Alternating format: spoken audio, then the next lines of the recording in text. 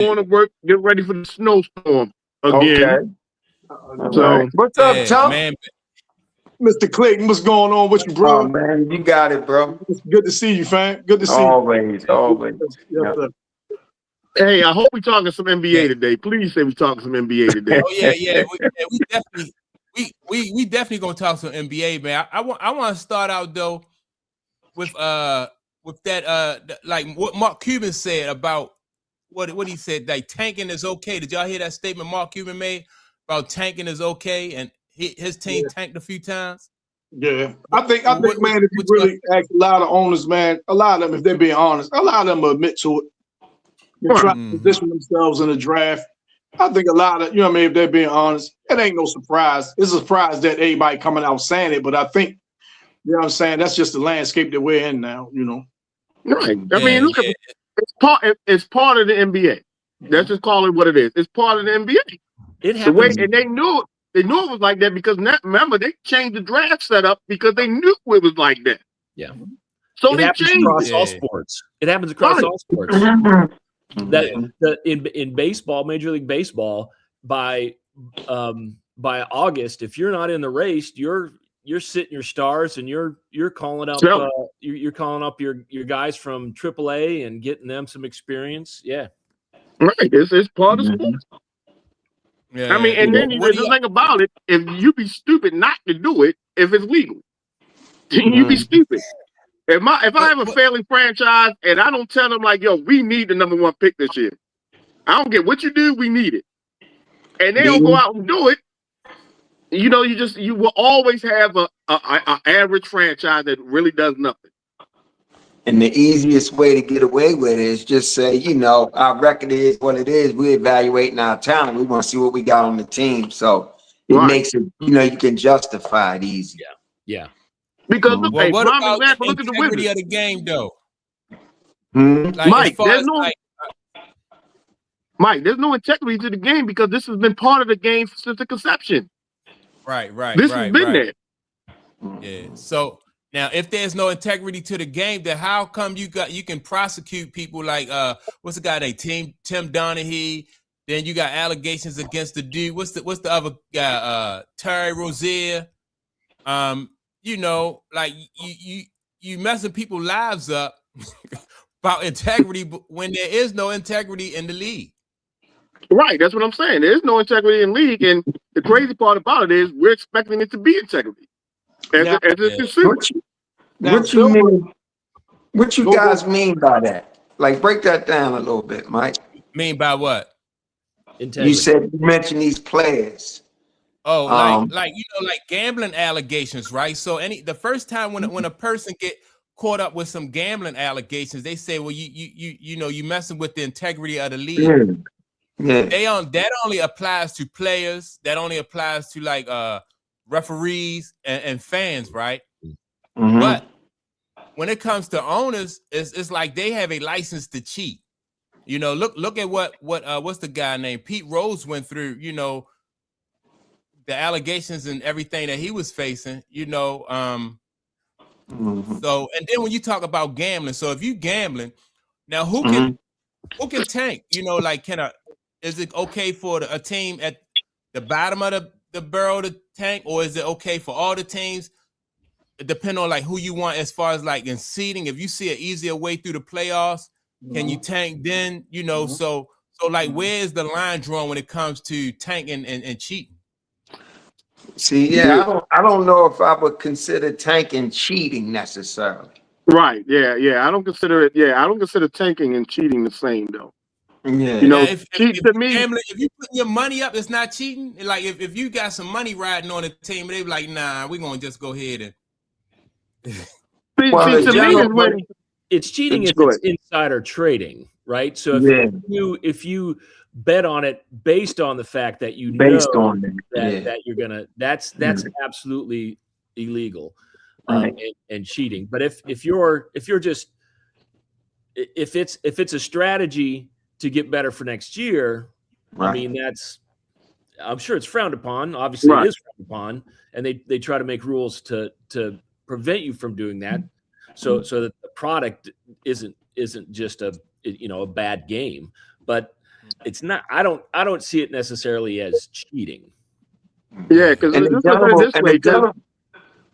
general public knows too. Like when a team is pretty much out of it, the general public know that, so they're not going to bet too heavy on that team, knowing that they're pretty much out of it. Yeah.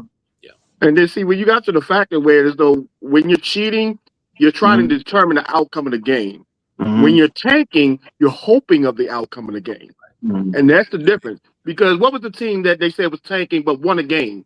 What team was that the last week that did that? They were talking about them real bad, huh? The Jazz. Yeah. Yes, they were talking because they set all their starters and they was playing the backup roles and they still won. And look, and the Jazz was like, look, this is what we decided to do, and we still won. Yeah. So that's the crazy part about it. Yeah. That's why it's always hard to get the athletes on board when it comes to tanking. It's always hard to get the athletes on board because they're going to go out there and compete. And you might have one if they, like Mike say, involved in some type of point shaving scandal or something like that. But for the most part, them guys gonna get out there and try to compete because they playing for a contract, they playing for a spot on the roster, if not the team that they're currently on, another team. So they are different time. You know what I'm saying? So they're gonna get out there and play hard. Yeah. So it's hard to get all the athletes on board when it comes to that. And like you said, Mike, right? And like you said, to me, athletes can tank. I mean, athletes can cheat. Owners can tank. Okay. Because if I'm an athlete and I'm playing on a sorry team, but I still want to win and give my all, I'm not going to throw a game at all. But if I'm a player, I have the opportunity to change the outcome of that game by missing a couple shots, throwing a couple turnovers, you know what I'm saying? Certainly. So that's where, owners can't do that. Owners can only suggest like, hey, I need you to not to win today. And then either the players be like, all right, we're not going to win, or I'm going to try my best to win because I know I need to get on another team. Well, I don't even think it trickles down to the players. I think if that's what the owner and the manager, it goes to the coach, and then like y'all just said, he has sent the whole starting five. You know what I'm saying? Right, but that's still tanking to me though. That's still tanking. But the play, like you say, the players aren't in on it. That's my point. Right, yeah, right. That's what I'm saying. The players got to be in on the cheating part. Right. The players have to be in on the cheating part. Right. But the tanking part can be all ownership. Right. Yeah. I just think that like either way, I think it's a double standard. Anytime, like when you see an athlete out there, whether they on the Wizards or whether they on the Lakers, they want to, like you want the best performance from them. Like, can you imagine being on a team with somebody like a Kobe or Tom Brady, and they putting in the kind of effort they put in. And then, like an owner want them to tank or something like this. That's not going to go over well, because that's players and fans see that as cheating. Well, players and fans see that as cheating. It'll never reach Tom Brady. He'll get benched, and they'll put in the second string. They'll put in the second string. It starts with the coaching staff. Right. All right, that's the point. That's the point I'm making. Yeah. Yeah, but they know, players know what's going on though. Like if you sitting down and you're not injured, then they know that like, all right, I see what this is, Right. And just imagine being the kind of player. All right, you're not Kobe, but you somebody who like on the border, you're a borderline type basketball player, and they bench you. You always are auditioning for your next job. So now the coach managership. They affecting your stats, and depending on what and the host went out. That's why you always playing for your next contract, your next So it's gonna be just like. So what's the name of the tank for the players to get on board for that? Mm-hmm. Well, just like when we mentioned the Wizards, I don't think we're ever going to see Trae Young and Anthony Davis ever play with each other. You don't think so? No, I don't think we're going to see it. You mean this? I really don't. Period. You mean period? Huh?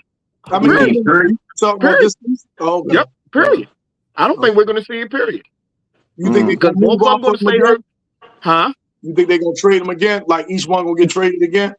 I think they're going to keep one, and I think they're going to keep Trae Young. But I can see Anthony Davis, saying, "Look, I'm not going to play for the Wizards," and then Anthony Davis forcing a trade. Because he's not going to play this year. He's not going to even do anything to allow him to play this year. I think they might already announced that they shut him down for the year. Right. I think AD done. I don't think he's no other team want him no more. Me and too. I think pretty much this a wrap for him. Yeah, especially at that price point, Clayton. At that price point, yeah. I mean, I'm with you on that. I'm with you on that one. I don't think he got much, I mean, no one's really clamoring from for services or anything like that. You know what I mean? The book is already written on him. You know what I'm saying? Yeah. So, and to the way teams are overpaying for these players sometimes, though, it's crazy to me right now. So, like I said, I don't think he should get another contract, but there's going to be a team to be like, look, Anthony Davis can come in and help us if he only playing 35, 40 games a year. So maybe. Yeah, the way the NBA works right now, that's why I really hate the state of the NBA right now. You can't rule out a stupid GM. You never can rule out a stupid GM. Exactly. You know, it only take one. And everybody was talking about how good Dallas should be, and Dallas ain't tanking. And then you get rid of Anthony Davis, the guy that you traded your franchise away for. You get rid of him, and now you're back in the same hole that you was in again. Like like you said, you can't substitute stupid GMs. You just can't do that. I think they really waved a white flag. I think they kind of understood that, like, man, that wasn't a good deal. We could have got way more for Luka than what we wound up getting. And them trading Anthony Davis a year later, it just showed that they waving a white flag, man. I thought, what about people who think that the real deal in that was getting that kid Cooper Flag? You know, like and see, because I'm not moving Anthony Davis for Luka. I'm not doing that. You know, like you throwing yourself under the bus, definitely with that move right there. That had to go sideways because he can't stay healthy. I don't care, Luka. I don't care if Luka only play offense. You take him out on defense like they do in football. Right. You know, he still was way better than Anthony Davis, man. So it had to be some other. Yeah, it's definitely some other factors. Ain't that crazy though? But they give up Luka, you know, I mean, one of the top 5, top 7 players in the league, and then they end up getting the #1 pick. It's all rigged, man. It's all rigged, man. That's the only way it makes sense. That's the only way it makes sense. Right. Yeah. It's all rigged, man. So that was like the NBA gift back to Dallas. You know what I'm saying? Yeah, here's your gift, the #1 pick. You know what I'm saying? Yeah, man. It's all rigged, man. It's all. And then I was hearing that they still might not even get Kyrie back this year. Yeah, I heard that. Like he's not in the rush to come back this year. It's like what the hell? They don't want him to come. Because on paper, they should have been fired. Kyrie, Klay Thompson, Cooper Flag, and Anthony Davis, they should have been fired this year. Yeah. But so we knew Kyrie wasn't going to start the year, though. We knew Kyrie wasn't going to start the year because his injury. Right. So he wasn't going to start the year. But now, you know, they gave the keys to Cooper Flag, man. They probably don't want Kyrie to come back now. You know what I'm saying? They don't want nothing to come back. Right. They don't want nobody. I don't think Kyrie wants to come back. Right. That's right, Jeff. What do y'all think Kyrie? What y'all think Kyrie future look like in the NBA? Oh, he'll get picked up. Yeah, he'll get picked up. Yeah. Anytime Russell Westbrook can play 150 years, Kyrie will get picked up. Can Kyrie, coming off this injury, can Kyrie come in and help like a borderline team, a team that's borderline now? Can he come in and help push them over and get them, you know what I mean, and get them like to make a push for a championship, a title run? Maybe, but I see him more as a Russell Westbrook type of pickup where you're bringing in a name, a veteran. You know, he's probably going to end up someplace like, I mean, I don't know, the Hornets or the Pelicans or somebody that needs a veteran leader that can lead the squad. You know, not necessarily take over. You know, somebody. He might get picked up by somebody like Denver or you know, the Clippers, or I don't know. If Kyrie is 100% healthy, he's still an impact player, without a shadow of a doubt. But he's got to prove that if first. Listen, Achilles, he's taking his time. He's coming back. I think if he comes back, he's going to be 100% healthy. That's just my belief. I don't think he comes back if he's not 100%. And then the age too, Clayton. You know, he got a lot of miles on him too. You got to factor in that as well.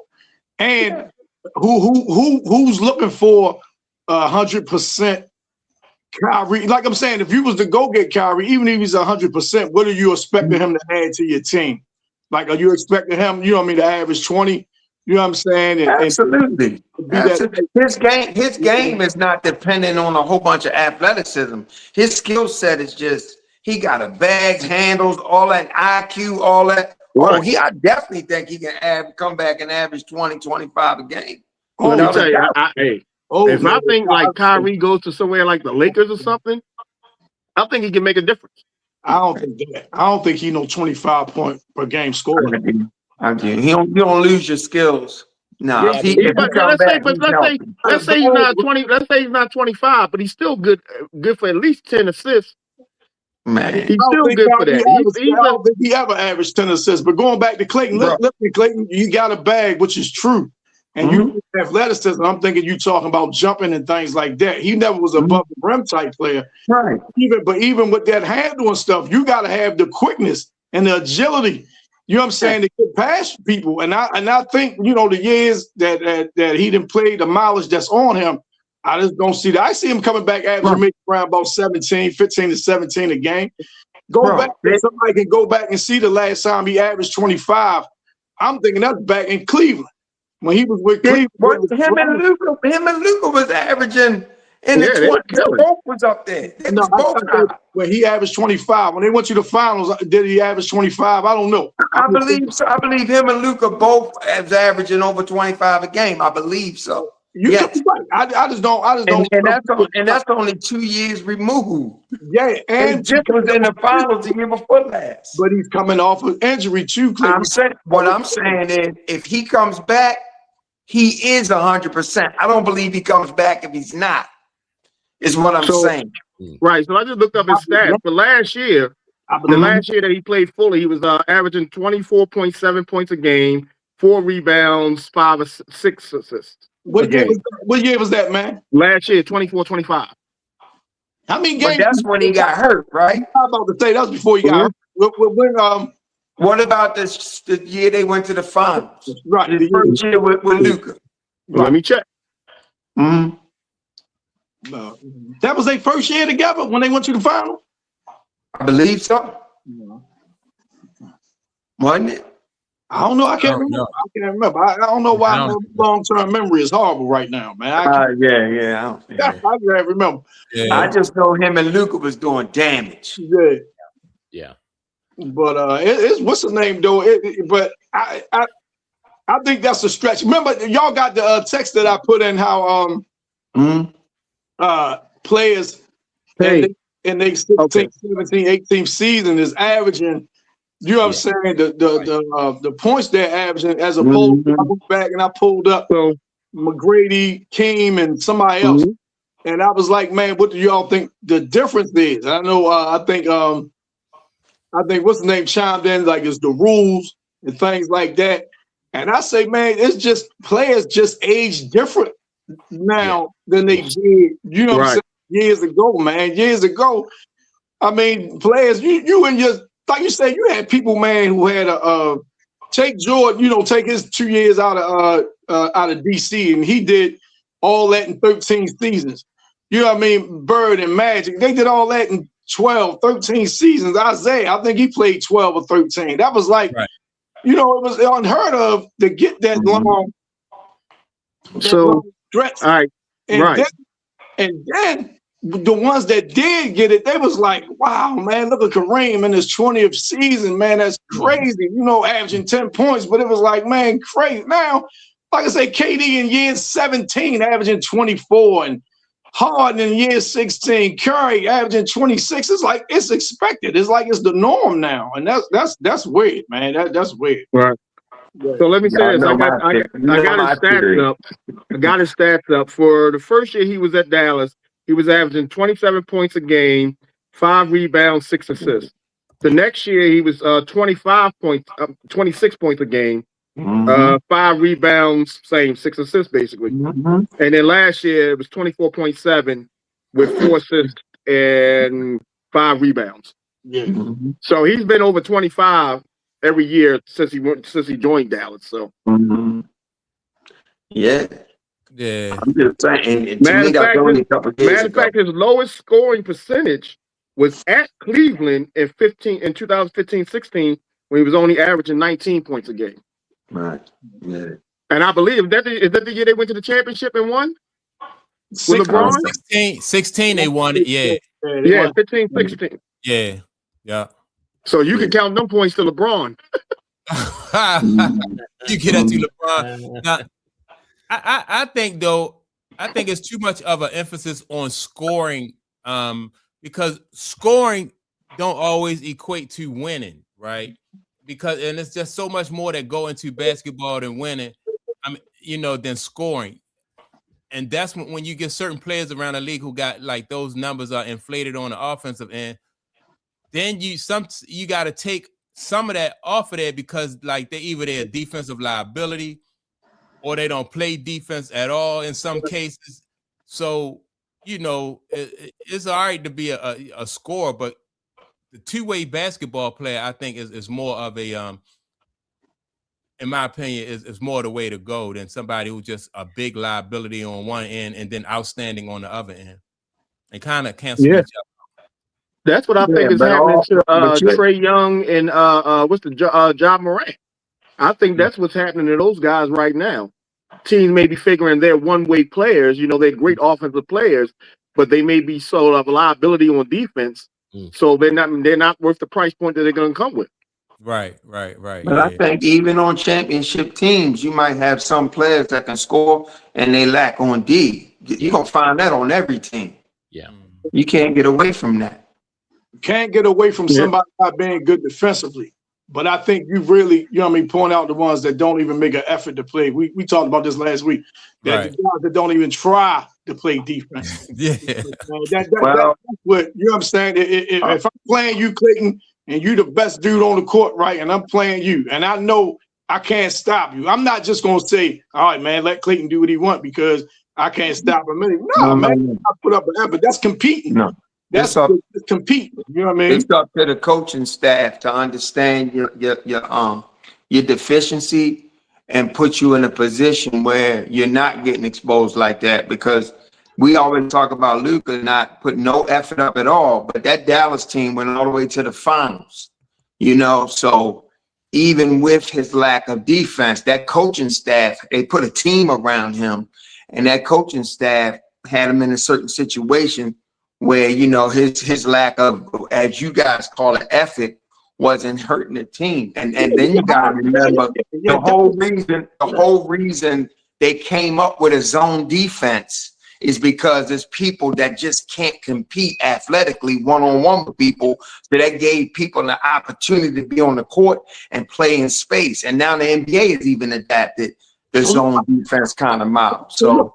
good comparison, right? Good. I mean, I would be happy if the NBA actually went back to making the zone defense an illegal defense. Yeah, me too. I don't like that. So this way I'm going with it, right? So ride with me. So do you think it was better when an offensive player could play one-on-one as opposed to going up against?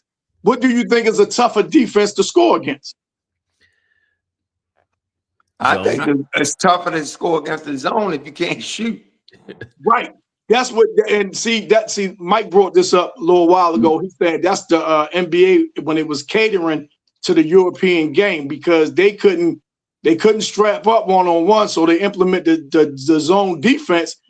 So they, so you can have a shot defensively playing somebody, as opposed to playing somebody one-on-one.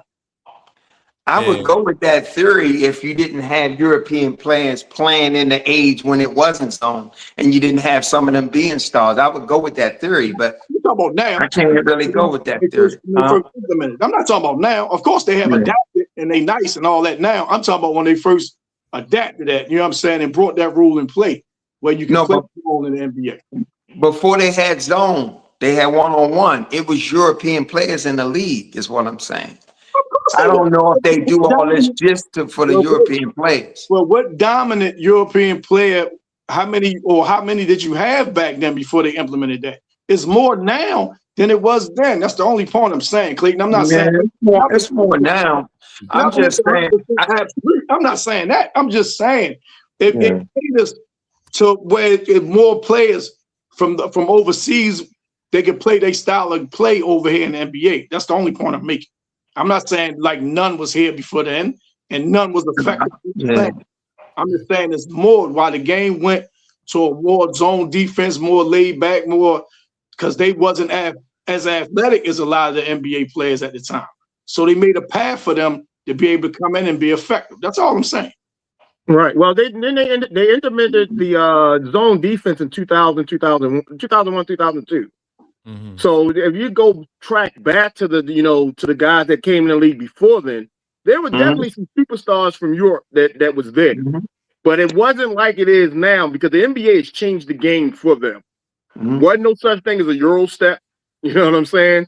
Wasn't no such thing as centers. Right. No such thing as centers shooting threes. You know what I'm saying? You was on a team in the 90s and you shot a three as a center, you was automatically done. Coach get you off the floor automatically. You know what I'm saying? I don't know. Name one center that was shooting threes. Well, they wasn't shooting them, but I don't know if they was able to shoot them at a high percentage. If they was, I just can't see a coach and the guy has the ability and the coach taking that away from. I just can't see that. Let me. Manute Bol wanted to shoot. You had Manute Bol wanted to shoot 3-pointers. Brad Sellers as a 7-footer, Brad Sellers wanted to shoot 3-pointers. Mike wasn't having that. Right. Yeah, and Manute Bol used to hit him at a pretty good clip when he shot. Man. No, man. Come on, y'all using extreme examples, man. Manute Bol couldn't shoot no threes real good. He couldn't shoot well. It wasn't a good clip. Yeah, he shot him. Yeah, he shot him, but it wasn't at a good clip. Man. He shot him. What are we talking about, Manute Bol? No, it wasn't at a good clip. Let me say this. I'll give you an example of a center. I'll give you an example of a center that can shoot threes. Bill Laimbeer in Detroit, and he did it at a high clip. What do you think Bill Laimbeer 3-pointer percentage was his whole career? I know he could shoot it.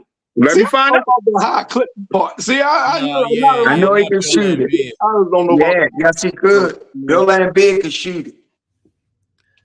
Yes. I just looked it up. 32.6% career 3-point percentage. And that's good. That's good. Yes. Yeah, but I mean, a lot of guys could shoot that. Bill Laimbeer was not an exceptional shooter. A lot of guys was able to do that, but just didn't have the freedom to do it. Right. That's right. Shooting 30-something% from three is not exceptional shooting. I said a lot of guys they weren't allowed to do it. A lot of guys they had the freedom to shoot that. They didn't have the green light to shoot like that.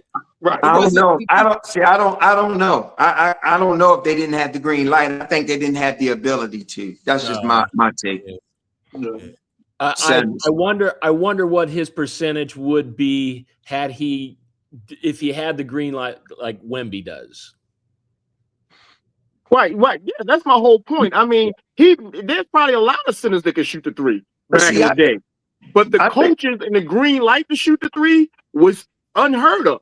You better not be a 7-foot. The only person I think that really had the green light back in the day was Def Left Shrimp. Okay, he was a European shooter though.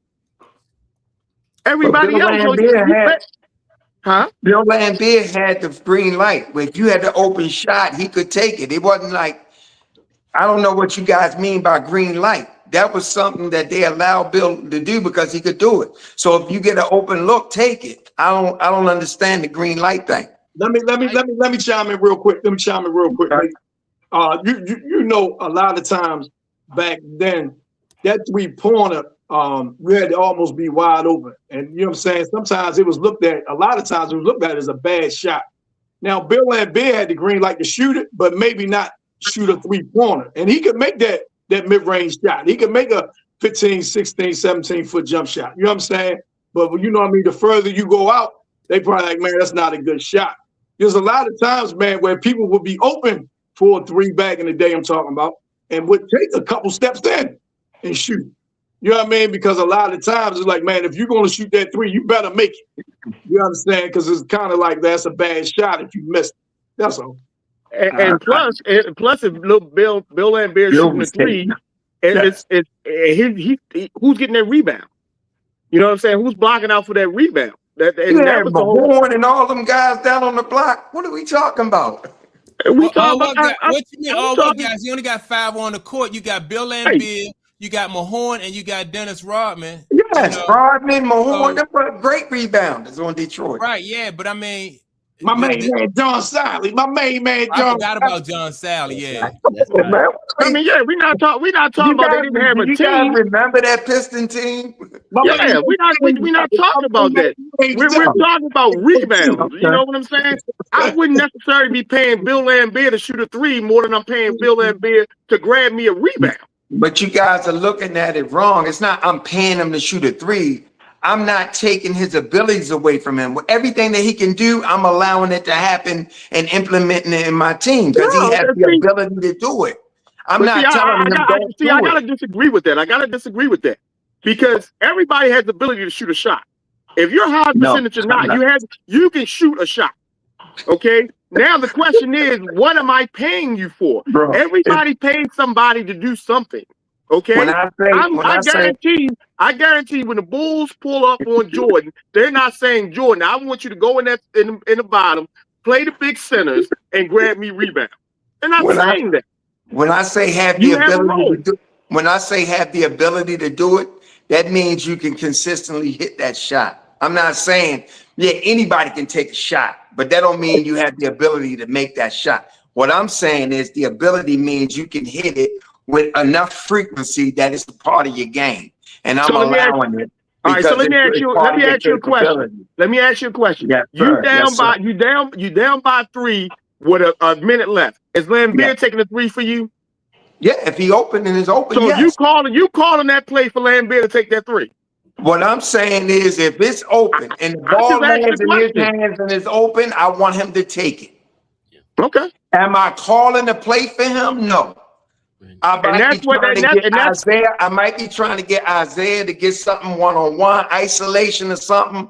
But if Lambert is open and the ball goes to him, I want him to take that 3. Yes. But what I'm saying, what I'm saying is, I'm not saying that he shouldn't take it if he feels confident to take it. That's diluting the player's ability. What I'm saying is, as the coaches, now I'm looking at it as a coach's perspective. I'm not looking at a player perspective where I get on the field and be like, I can dribble the ball down court. Every player can dribble. That don't mean you want them bringing it down court. You know what I'm saying? I'm paying you to do something precise. Like I'm paying Tom Brady to throw the ball. I'm not paying him to rush the passer. I'm not paying him to be a wide receiver. I'm not paying him to be a running back. So what I'm saying is, as a coach, you do that. What I'm saying is this, man. You taking it to the extreme. Am I drawing up a play for Bill Lambert? Am I paying him to shoot 3? It's not that. I'm playing him to be a basketball player. And everything that he's capable of doing, I'm evaluating. And as a coach, as I see his talent, I'm not taking anything away from him because I understand that it can help my team in some way, to some shape, form, or another. That's all I'm saying. And because what y'all describing is positionless basketball versus like a more wide open style of basketball. And so today we have more positionless basketball. Whereas though, it would be cool for Bill Lambert to, if he feel just like we got Draymond Green, right? The shots that Draymond shot that he shoot today, he may not have the freedom to pull up with those kind of shots back in the day. So that was kind of my point with the green light, right? Mm-hmm. And what I meant by that was I just looked it up. Bill was taking about 600 shots, 3-point shots his entire career. That's 14 years, right? That's less than 1 a game. Mm-hmm. And Wemby, by comparison, is over 5 a game. Mm-hmm. And Wemby's got a slightly better percentage, but but that's, that's the difference between what they were allowed to do back in the day. And see, I don't think it's about allowing them. I'm thinking you have to understand how the game is playing out. It's not that the coach saying you're not allowed to take it. I don't believe that. Okay, and we don't have no evidence. But let me defend that. When I say allow, it's and this may be to exactly what you were saying when if Bill's got the wide open shot, right? But for most of the game, the strategy is he's not put in that position most of the time, right? So that's really what I'm saying. He's they're not, and maybe that's what Man is saying a little bit as well, right? The strategy is not to put the focus on him being there, but if he's there, you're right. Take the shot if you're wide open because they know he can hit it. You make it. Yeah, and that's what most teams would do, especially if a center was out there on that wing right there. They'll let them take the shot and grab the rebound. So that's strategy wise. But like I said, I mean, it all depends. Like now, that's why the NBA right now, to me, in my opinion, is just wide open because it's like Mike said, it's positionless basketball. There's no such thing as a center anymore. No such thing as a point guard anymore. No such thing as a forward. It's 5 guys on the team now, and everybody's running. Yeah, that's all it is to me right now. And I would feel more comfortable with Bill Laimbeer, and even today, I would feel more comfortable with Draymond Green shooting that 3-pointer in a clutch situation than I would somebody who is somebody like Steph Curry, or not even say Steph Curry, like a guard that is like where they get the bulk of their points from because they're more comfortable in that position. So yeah, I'm in clutch situations. Yeah, I'm gonna leave Draymond, or I'm gonna run out to Draymond, but I'm a more so focused on the guard, whoever the guard is on that team, than I would Bill Laimbeer or focus on Draymond Green. And that's why if I'm down by 3, if I'm down by 3 with seconds left, I'm guarding the best shooters. Yeah, and that may mean leaving someone like Bill Laimbeer open for the winning shot. Yeah, but if the percentage is you gotta I'm gonna stick Steph before I stick Bill Laimbeer. You know what I'm saying? I'm sticking Isaiah before I'm sticking Bill Laimbeer. Absolutely, this is why I'm saying I wouldn't take the ball. I wouldn't tell him not to shoot it because he can shoot it, and more times than not, he's going to be open. This positionless basketball thing, I don't even understand that, to be honest with you. Because all those guys have a position. Maybe the positions have different, they do different things out of that position now. But I don't believe in positionless basketball per se. Yeah. I just think that just like on the basketball court and off the basketball court, you have roles in life. Sometimes the roles do overlap. You know what I mean? Like sometimes roles, they overlap, but basically everybody had a specific job and a specific duty. And what Bill Belichick, what was his motto? Like, just do your job, right? Right. Yeah. And so when you talk about that, to me, I think that makes things run better and more efficiently when you have everybody focused on a certain job. It's like pieces to a puzzle. You bring your piece to it, and everybody put it together, and that's how things work. Do you think the roles have expanded and the roles have changed for each position? They're not expanded at all. I think they changed. I don't think they expanded. I think they changed. They haven't expanded, though. They expanded. I would say they expanded. Yeah. I would say they expanded to a degree, because like you say, what's the name is the best passer on the Denver Nuggets team, Joker. So they facilitate a lot of their offense through him. He initiates a lot of their offense, even at the high post. He initiates a lot of their offense. He's not necessarily doing it from the block. You had good passing centers, back in the day. Brad Daugherty comes to mind. Just not really thinking, but he was a good passer off the block. You know what I'm saying? From the block, but good passer, not from out top in the high post. You know what I mean? I think the books have kind of been thrown out, right? So back in the day, you kind of had this. Hey, here's what this box looks like for a center, and then this is what your number 4 looks like. This is what your number 3 looks like. That's out the window, right? And now you've got guys like the Joker who are, hey, let's see what we can now create around his skill sets, right? And that's what teams are doing. Because with him and Wembley, what you do is if they're playing that center position and you have them at the top of the key, that forces that big man to either come up and play him or stay in that key and they shoot that three on him. Yeah. So it's changing that center position. That's why I said change more or less than anything else. Because now let's talk about Luka. Luka is a power forward, correct? Are we going to consider what he was considered a power forward? I don't know. But what he does, he facilitates. He brings the ball down for the Lakers 90% of the time. Right. So where's the Lakers point guard for the traditional point guard thing that we're used to? You know what I'm saying? So that's why I'm saying I think it's changing. The NBA has changed the positions from what we know it used to be. Because we always knew if it wasn't a fast break, the point guard will stay and wait till that center get into the box, and then they will start their play. It's not like that no more because now you're giving it to the center at the top of the key. And maybe what we talked about before, the zone defenses may have changed the concept of the way we play the game now, like we were talking about before. Yeah. But it's still, I think it's going to keep evolving to the situation where as though we're going to have 6'5" people playing center just because they're faster and they can shoot the ball. And that's not a traditional center height for the NBA that we know. So look, let me ask y'all this then. Do Luka or the Joker run an offense the same way as somebody like a Jason Kidd or a what's the guy name that from the the Detroit they got? He just got in trouble. Back in the day, they wanted him and Shaitan Prince won the championship. Chauncey Billups, you talking about?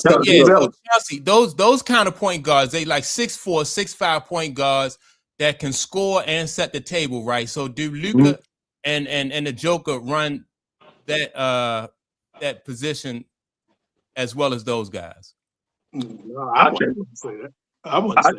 I think the Joker is just as effective. He might not do it the same, but he can set the table. The offense can run. He averaging a triple-double, and they've won a championship because of it. Yeah. So absolutely, the Joker is very effective. Yeah, I think it's just his vision. You got to choose your flavor. You know what I mean? Yeah, you got to choose your flavor. I think Joker is effective, especially what he does for that team. Yeah, he's effective. Like you said, you just got to choose your flavor. You know what I'm saying? Do you want, you know what I'm saying, your offense run, you know what I mean?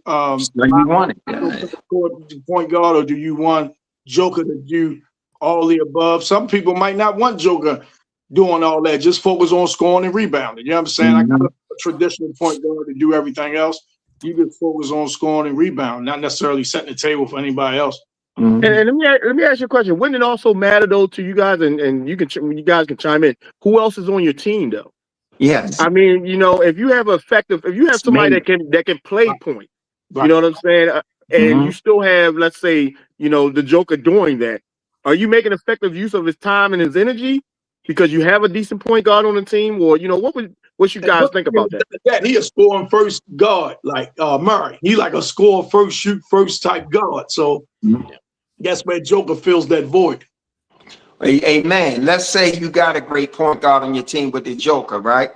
It still might be more beneficial to go through Joker because of what it does to the other team.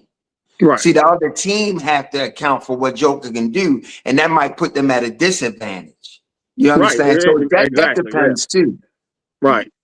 Yeah, I just agree with man. I just think that the basketball players are benefiting from, because we have a more wide open style of play, right?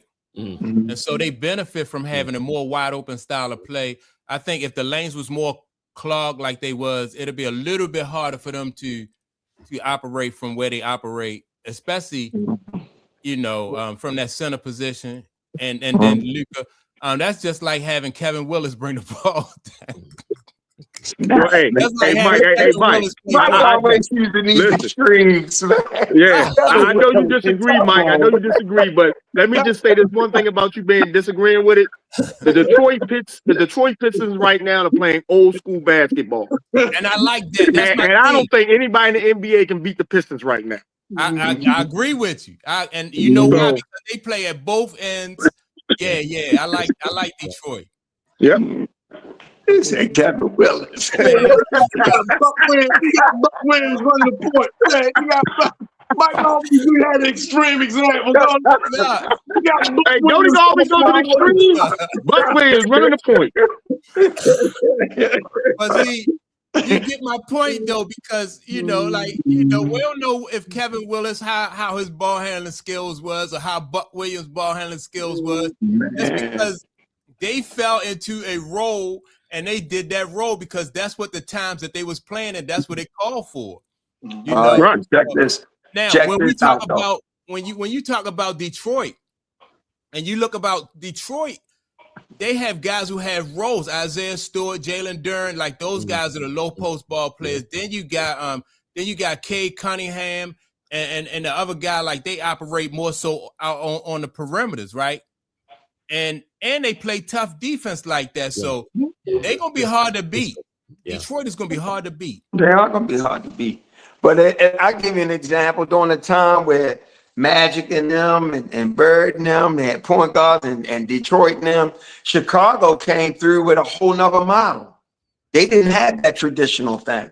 And it wasn't because they was forward thinking. It was because of the talent and the capability they had on their team. So they utilized guys a certain way. It was very effective, and it created mismatch for other teams. So, I just think Detroit, what they got now is fitting for their personnel and their capabilities, and they play real well together, playing great D, a more traditional old school. That's great.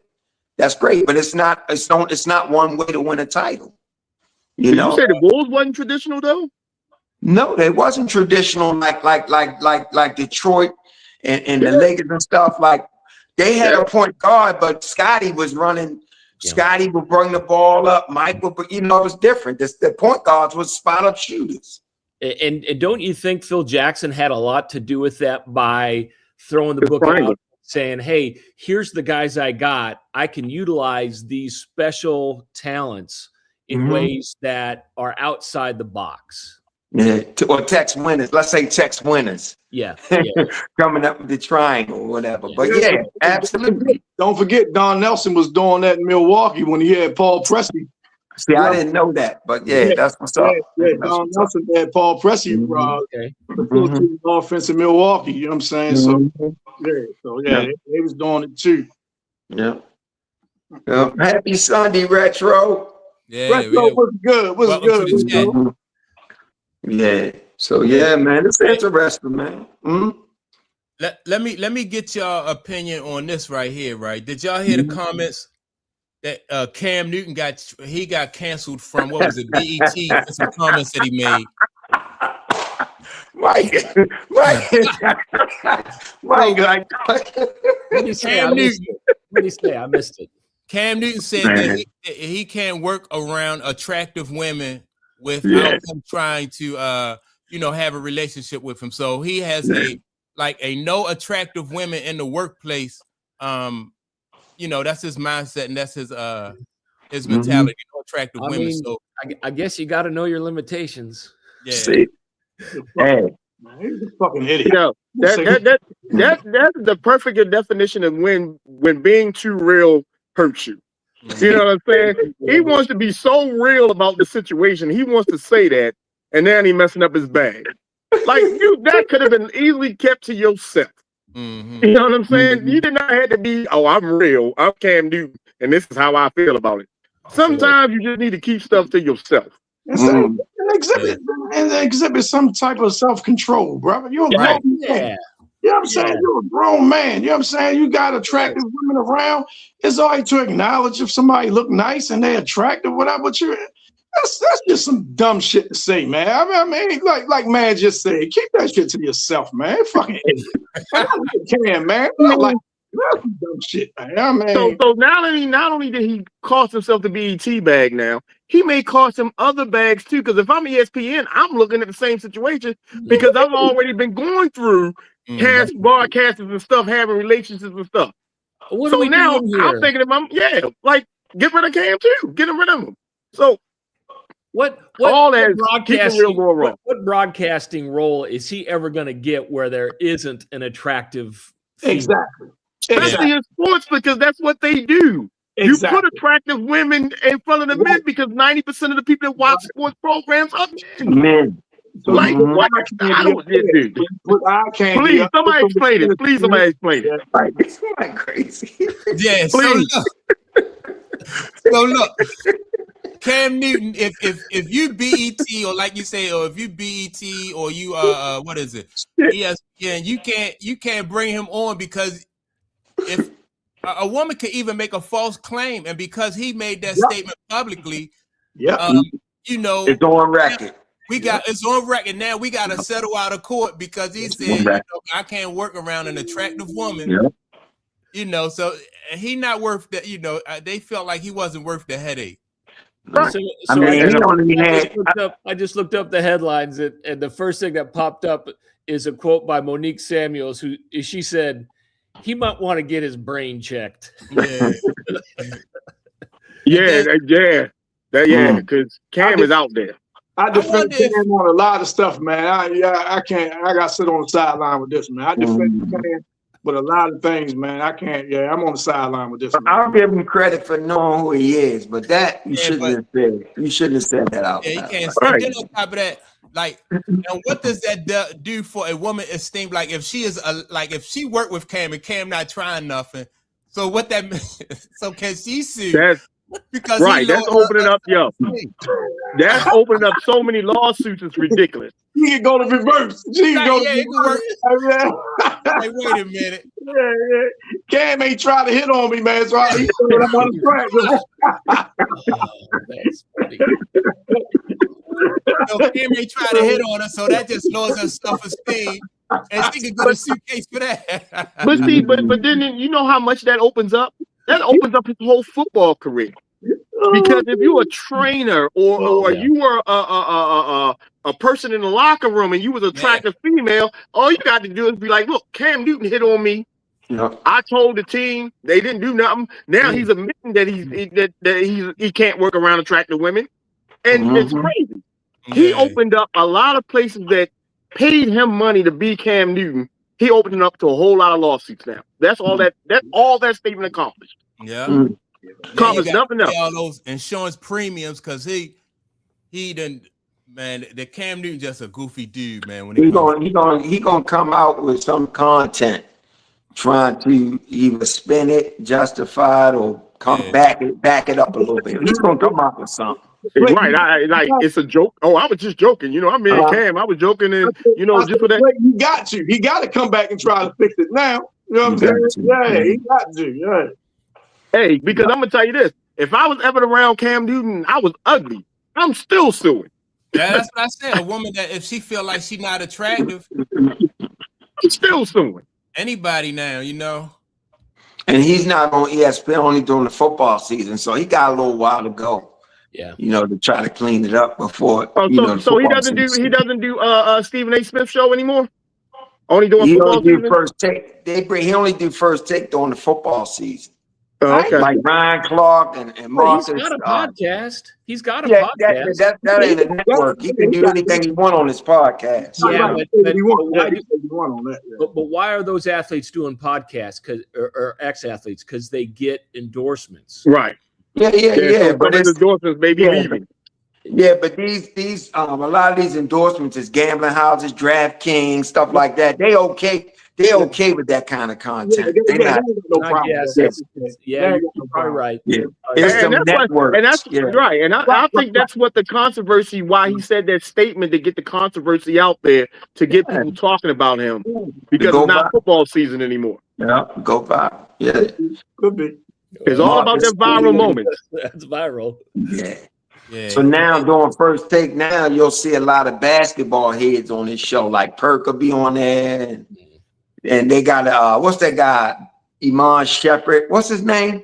That's him. Yeah, that's him. Yeah, he's been getting a lot of play on ESPN lately. Well, that's because of play. it's NBA season now, so you know you got to bring in them kind of guys. So, and then they have some college basketball people and Jay Williams on there and stuff. So Cam got a little while. He can clean it up, I guess. Well, fortunately for him, he have his, like you said, he do have his own joint, his own podcast. Let's move on to the next topic. Do y'all think Klay Thompson is Hall of Fame worthy? I would say yes. I mean, he has the championships underneath his belt. Mm-hmm. I mean, it ain't like he wasn't a contributing factor to those Golden State teams. Yeah. So I would. What you think, Tom? Is he Hall of Fame worthy? I think he is. Yeah. How about you, Jim? I mean, considering some of the names they put in there, he's in that realm. Yeah. What you think? Yeah, to me, he like the Joe Dumas to the Isaiah Thomas. Like he the the Steph Curry. And I think both of them in the hall, right? Joe Dumas in the hall, right? Yeah. So I can see that. Yeah. I think you gotta remember, and Klay was always checking the other team's best perimeter player. He was always checking the other team's best perimeter player. Yeah. And sometimes when Steph didn't have great shooting nights, Klay carried that scoring. Oh yeah, he was right up there. He was right up there with so he carried that. Not only did sometimes he carried that scoring load, but sometimes he outperformed Steph until Steph got used to that. That's right. Yeah. I think he deserves that fourth championship. They won that without Klay. No, he was there. The fourth one. Yeah, he got 4 of them. Okay. Yeah. He was there for all 4. Yeah. Okay. Yeah. 2 of them, it was just the big 3, and then 2 of them they had with Durant.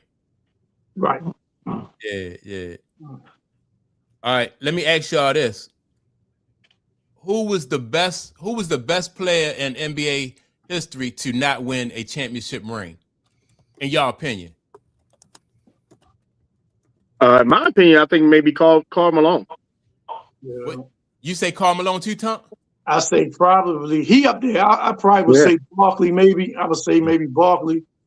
Elgin Baylor. That's another one. Way back. I forgot about Elgin Baylor. Yeah, that's another one. Elgin Baylor. I'm trying to think. Try to scan down. They throw Patrick. I don't think Patrick was the best though. I mean, he's among the players that's all time great that didn't win. I always. Hold on. I forgot one.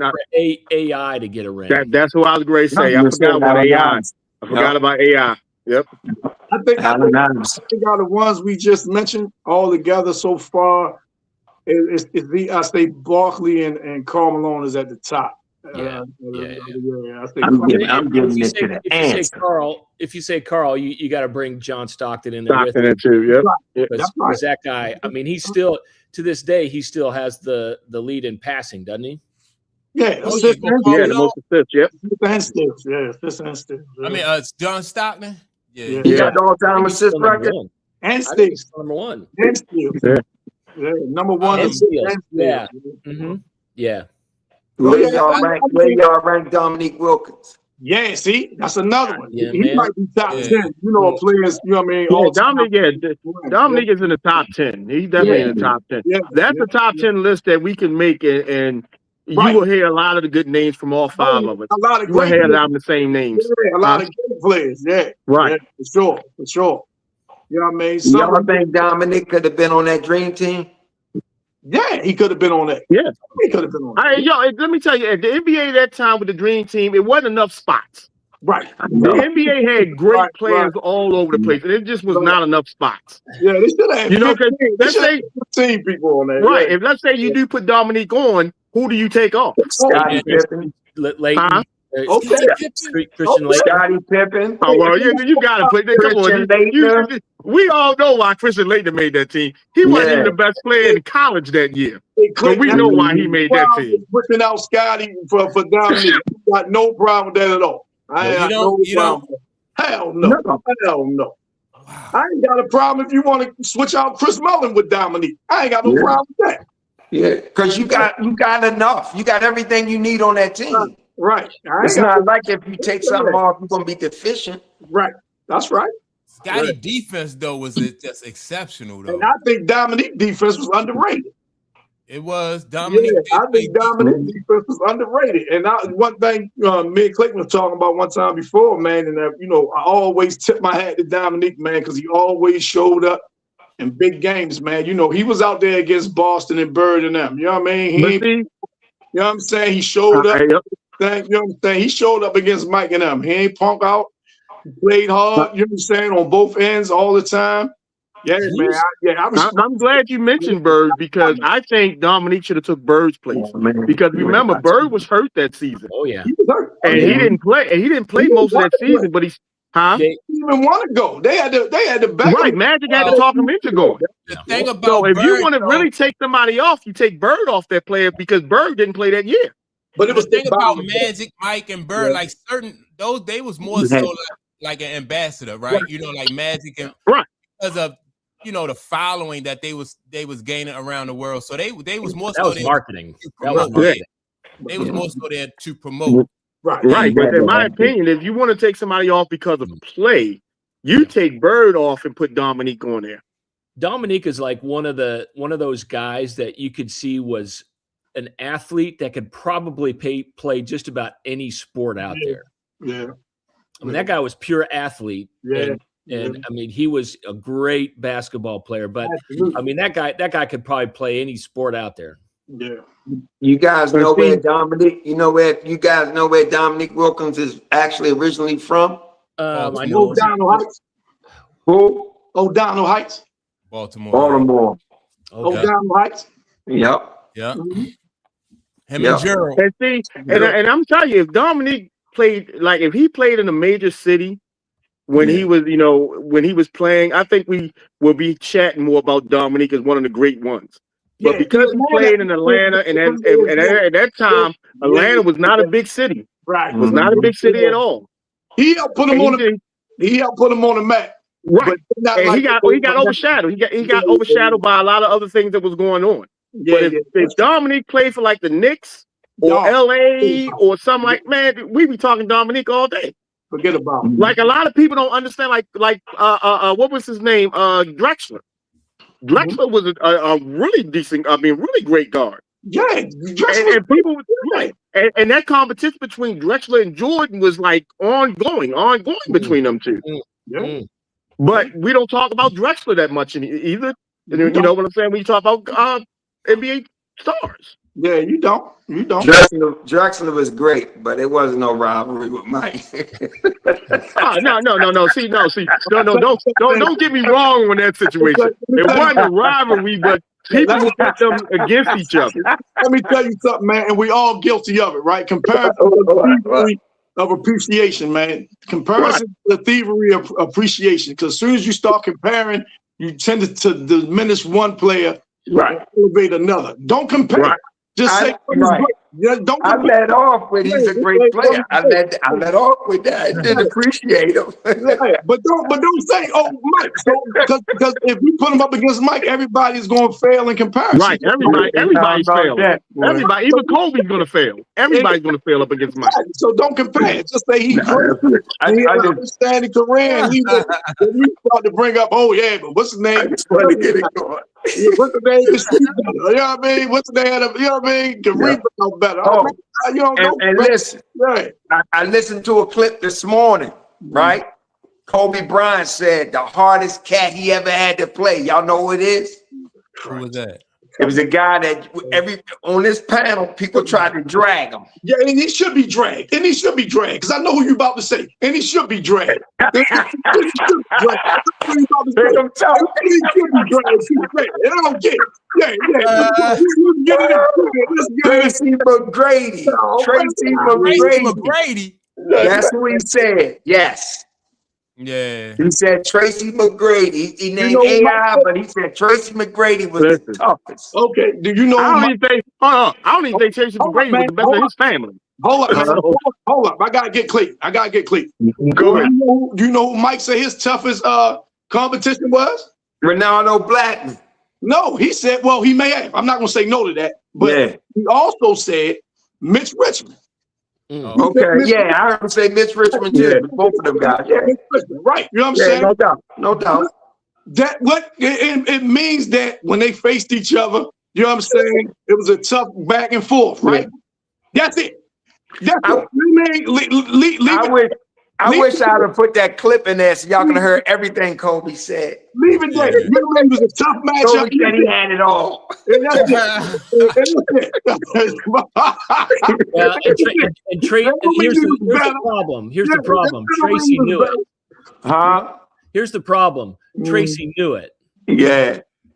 That was the problem. Okay. That's a good point. Yeah, but like I said, I don't even think Tracy was the best in his family. And he can rest on that. And see, Jim, you make an awesome point, man, because somebody will say that, get a compliment like that from a great player like Kobe, and they'll rest on that. Kobe said, I'm the toughest he ever faced or whatever, and they rest on that. So they don't necessarily thrive.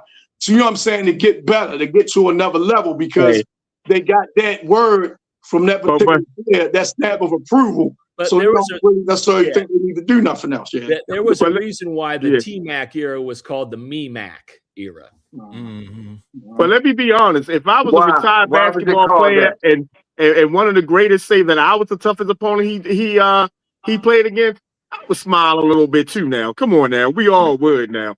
Like if Jordan came and said, hey, Mike, when I played against you, you was good, Mike. Okay. Nobody said he can't smile. Nobody said I'm saying I'm smiling a little bit now. But Clayton know what he's doing. Clayton know what he's doing. Oh, yeah. What am I doing? You're trying to put T-Mac on the same level as Mr. Bryant, and he's That's not what I'm trying to do. I never, ever once tried to do that. Never once. I know what you're doing, Clayton. Never once. I'm just trying to support Tracy McGrady with his belief that if he could have played with the Laker team, that he could have got a ring. I'm just trying to support him in that. Yeah, but that was why everyone kind of just looked at him with the side eye, because when the teams like with Houston, when they couldn't get out of the second round, he blamed everyone but himself. Did he? I want out of here. Did he? Yes. He said, I want out of here. McGrady blamed his teammates. He was like, why do you think that's far-fetched? He wanted out. He wanted out. And he it was like, I can't win here because that's what I remember. He said, I want out. That's far-fetched though, Clayton. Why do you think that? Why do you think that's far-fetched? Because I just don't get that. I don't get that from him. That's all. That's what I remember. Hey, that's why I think that players like shouldn't be comparing themselves to other players. And like Tung said, because certain players, when you compliment their game, like the really, really great ones, they take it as a like you're trying to patronize them, right? Like you're trying to soften them up. Yeah, soften them up, and because I've heard players say that about Michael Jordan, like I think it was Kendall Gill. Somebody said Michael was complimenting like how he smelled before the game and he lost focus and all this. He was like, "What's that you wearing?" You know what I mean? And then Mike get out there and torch him, and the coach looking at him like he crazy, like, "What you out there doing?" So that's why I think they should really. It depends on who you compliment and how they take it, though. Playing the mind game. Mind game. You get on the court, play that mind game. Yeah, but I don't think nobody compared Tracy to Kobe during his time playing. So why compare him now? That's the thing. Nobody's comparing. Tracy's not comparing himself to Kobe. It's not a comparison to Kobe. He was just saying if he played with that team, he believed he could have won a championship. That's not saying I'm comparing myself to Kobe. That's not saying that necessarily. The man just said if I was on that team playing with Shaq and some of them guys with my skill set, I believe we could have won a title. I don't think nothing's wrong with that. I think when you do that though, and I'm not saying that's not true. If he was with that Laker team, you know what I'm saying? Yeah, as dominant as Diesel was, they won. I'm not gonna say they won. But when you say that, replaced this player with myself, and we would have won as well. I think you're taking something away from that player you saying you can replace yourself with. That's right. And you also got to see it as the fact that now you're taking away from the teammates that you played with. Yes. Yeah. Well, you know what I'm saying? You're taking away from them like, oh, they weren't good enough. That's why I didn't win. Yeah, I didn't succeed because the guys around my players wasn't good enough. He criticized Yao Ming. That's right. Well, listen. Right. That's right. That all of that you guys are saying is subjective. It just depends on how you receive it. If you have a Kobe bias, you can look at it like it's a knock against Kobe. I don't see it as such. And if you got a McGrady bias, and it's like because you're doing the same thing you're doing is subjective. No, I don't really. McGrady was never my favorite player. Nothing. I just agree with it's a point. I don't have a McGrady bias. To say that if I played with that Laker team, if you ask any player during that era, they would tell you that Laker team was dominant. So it's not really a knock against your team. That Laker team was something else. Right. We're talking about the Laker team being dominant. We talking about McGrady, but you just said that we're doing. You're being subjective by saying. And let me say this too. Let's not remember. I am being subjective, but I'm saying I don't have a McGrady bias. And that's the whole. But what we're forgetting about is this. Remember, Shaq joined Kobe. Okay. Shaq joined Kobe. Kobe was already there. Okay, did Shaq join the Lakers because Jerry West made him an offer and gave him that bag? Huge bag. Yes, that's why he really went to LA. But Kobe wasn't even starting then when Diesel came. He wasn't even starting then. Exactly. No, I'm not going to say that. I'm not going to, go too far into that part. But I'm just saying. And he didn't like Kobe in the beginning. Them two there was a tug of war there. In the end either. Yeah, in the end too, yeah. So all right, so this next statement, who did I had the audio, but they did Kawhi Leonard. Came out on I forget, the Fred VanVleet had a podcast, and Kawhi Leonard said he thought that he was better than Kobe. Did y'all hear that statement? I didn't hear that. No. Yeah, so they asked Danny Green and Byron Scott about it, and they just bust out laughing, right? He said who was better than Kobe? Kawhi said that he was better than Kobe. Kawhi said he was better than Kobe? Kawhi Leonard.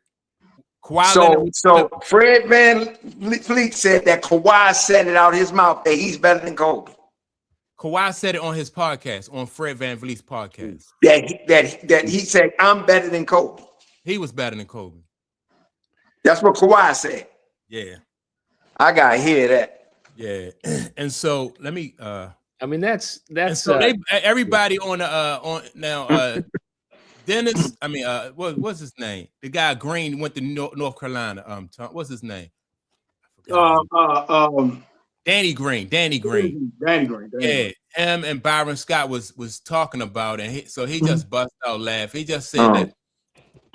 And I kind of agree with him when he said that, Kawhi just didn't play long. He couldn't stay healthy long enough for him to demonstrate even if he was in that same category with with Kobe Bryant, and I just think that Kobe Bryant, like as the passion and the love for the game that Kobe showed for the game, to me is what set him apart from a lot of different basketball. I mean, let's bring this full circle. Compare the two, which I know, Tunk, that's not a fun thing to do, but Kobe was an absolute two-way player. Kawhi's defense needed a lot more to stack up to Kobe. I disagree with that part. You do? That's the part I disagree with. Yeah. I think offensively, Kawhi not with Kobe. He's not there. Right. Yeah, defensively, I think, Kawhi locks down. Yeah, Kawhi locks down on defense. Yeah, he locks down. Yeah, I would say that. But go ahead, Jim, finish your point. No, that was my comparison. That Spurs championship he won with the Spurs, it was mainly because of his defensive prowess. Kawhi was an outstanding defender. And I think he might be a better rebounder. I'm not sure. Way above average defender. I mean, you talk about one of the best defenders in his era. In the history of the game, in his time, So I'll give him that. He don't have the bag Kobe got. He don't have he don't have the range on his J. And he don't, I think that's where Kobe separates himself from Kawhi. Yes. And, I don't know if y'all remember, man. This was when the Clippers was playing Phoenix in the playoffs. I'm gonna say it was on the bubble, but I could be wrong. And they was playing. Kawhi was playing KD straight up. Yes. They was playing him straight up. You know what I'm saying? And KD ain't have nothing for him. Couldn't do nothing with him. Couldn't do nothing. And then he's stronger than KD. So he was able to push him the way he wanted him to go. You know what I'm saying? And KD didn't have no. And I like, damn, man, you see that? And like, he really clamping him up. You know what I'm saying? Like, he really clamping him up, man. So when you got something like that, when a guy can just, you can play one-on-one, put him on their best offensive player, and you ain't got to worry about helping or something like that. Yeah, man, that's a lot, man. And I remember before the bubble, I think his last year in San Antonio, maybe, or they was playing Golden State, I think. Toronto? Was he in Toronto at the time? No, he was still. He wasn't in Toronto because Toronto, they won that championship. Right, this was in the playoff, early in the playoffs, and somebody went underneath for Kawhi's foot and made him twist. Golden State, the dude from Golden State, He was in KD. He was in KD shit then that game. And then he left the game and everything. Yeah. Man, he was done after that. San Antonio, like they run was over after that. Yeah, it was after that. Yep. It was over. So I give him some credit, but no, I ain't gonna say he better than no Kobe. No, can't say that. Everybody coming out the woodwork, they better than Kobe now since he, since he no longer fucking. I'm better than Kobe. Everybody not coming out the woodwork. Everybody not coming out the woodwork. They come out the woodwork. They wasn't saying that when he was still walking around. You know what I'm saying? They wasn't saying that shit then. Fuck it, I'm gonna say it now. I'm better than Kobe. Grady did not say he's better than Kobe. Now, if Kawhi said that, I want to hear the audio. I want to hear it. I'm gonna look it up. But everybody not saying that. People revere Kobe, man. I'm gonna play what Danny Green and Byron Scott had to say. Okay. They love Kobe, man. Right. Wait a minute. He used to work out with Kobe. Kawhi used to work out with Kobe. Yes. Doing podcasts these days. Not everybody. Wait a minute. Hold on. Let me. Fred. Kawhi said he's better than Kobe Bryant. Okay, so hold on before you answer that. My first question is, do you think Kawhi is better than Kobe? And then where did this come from? A lot of guys are doing podcasts these days, but not everybody deserves a podcast. Fred does for sure. Fred VanVleet, I think that's where it stemmed from. Fred was over there. He said he listened to a conversation and he overheard him talking about it like he surpassed him in this moment. Do I think he surpassed Kobe? No. Could he have? I think he had the tools too. If he was stayed healthy, he was one of the best two-way players I've seen play the game. He had injuries that definitely hurt him. He hasn't played a lot of years. Hasn't won as much. Kobe's got 5 rings. Yeah, he's played for 20 years. Kawhi's played probably half that time. As a body work, there's no comparison at all. He would have to continue that run for 10 years. So he had a really good run in Toronto, but he would have to do that for 10 years to catch Kobe. Not many people cared about the game like Kobe did. There's a very small group of guys you can put in a category that was obsessed with the game, that also had the talent and skills to be great. And that's Kobe Bryant, LeBron James, Michael Jordan. Yeah, so. But it sounds like to me, Mike. But it sounds like to me that VanVleet overheard Kawhi saying that to somebody. I can't give it no validity. Yeah, that's what it sounds like, Mike. It sounds like VanVleet heard Kawhi. He said he overheard him say that. Can't give it no validity. Kawhi saying that to somebody. Yeah, but but out of the whole thing that we just heard, the best thing that I heard on there was when they said his body of work can't compare to Kobe's, and that's the key. You know what I'm saying? If you want to compare yourself to the great, you got to compare your whole body of work. You know what I'm saying? If you playing 15 years and 7 of those 15 years you're only playing 20 games because you always hurt, you got to look at that. You know what I'm saying? You got to compare apples and apples, oranges and oranges. A lot of people, when they finish their careers, they want to compare oranges to apples to grapefruits. You know what I'm saying? If I had Kawhi Leonard's career, I would say, yes, I'm great. Am I comparing myself and saying I'm better than Kobe? Absolutely not. Because Kobe's career shows in 20-year span, he was at the top. My career is only showing maybe a 10, 12-year span. I was only on top of 4 because I'm hurt the rest. You know, so sometimes you play yourself when you don't look at your body, your work. You only take small samples of what you've done. Well, speaking of body of work, I don't count the years you played. I just look at what you did when you played. That's your body of work to me. But even with that, it doesn't compare to Kobe's. But it's not necessarily the year played. You know? And that's what I'm saying. Exactly. You take your body of work. If your body of work is an apple and Kobe's body of work is an orange, why would you compare the two? Yeah. You know what I'm saying? And I hope he didn't say it. I hope because like you said, it was I heard something. So you don't know if it's true or not. But come on, there's a lot of the players that had a long longevity of body of work that can actually talk about, like LeBron can talk about that. LeBron can say, hey, I'm comparing myself to Kobe, apples to apples, and I think I'm better. Okay, that's a conversation. For all we know, Kawhi was talking to some girl and Van Fleet heard him say that. You know what I'm saying? You don't know if that's true, right, man. And then Kobe, you know what I'm saying? And then he goes to say that. Yeah, so that's irresponsible for Van Fleet to put that out, though. I think that part. Yeah. Yeah. He ain't saying to you directly. You ain't got no business quoting it or saying it or making it a thing. Exactly. That's hearsay. That's real. Yeah. Right. Exactly. And speaking of body of work, man, you can look at Jim Brown. How many years he played in the NFL? 9 years. 9. Yeah. Yeah. 9. Okay. Right. Now you can have a player that played longer than him, running backs that play longer, but his body of work is more impressive. So it's not necessarily the years. It's what you did when you played. Yeah, but you're absolutely right. But when you go compare Jim Brown to Emmitt Smith is a better running back. No, he wasn't.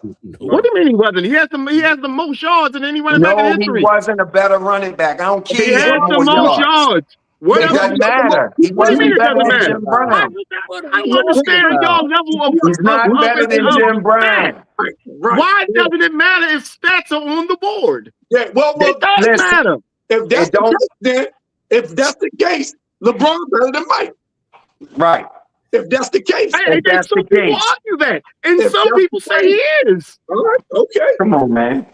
Listen. Everything else I would rather tackle Emmitt Smith 10 times Jim Brown. 10 than Jim Brown. What I'm saying to you is this. I'm saying this to you guys. Everything else we compare. Hold up. Where everything else we compare is opinionated, because some might say Barry Sanders kills them all. He does. Okay, that's an opinion. The only thing that we can stand on is factual information. Stats are facts. You can't let stats be the determiner. I'm gonna tell you why. That's right. You can't let stats be the determiner who the greatest, and I'm gonna tell you why. Everything else is opinionated. I'm gonna tell you why, though. Why? Because those stats, what's incorporated in those stats is the line he ran behind and the team he played on. It don't matter.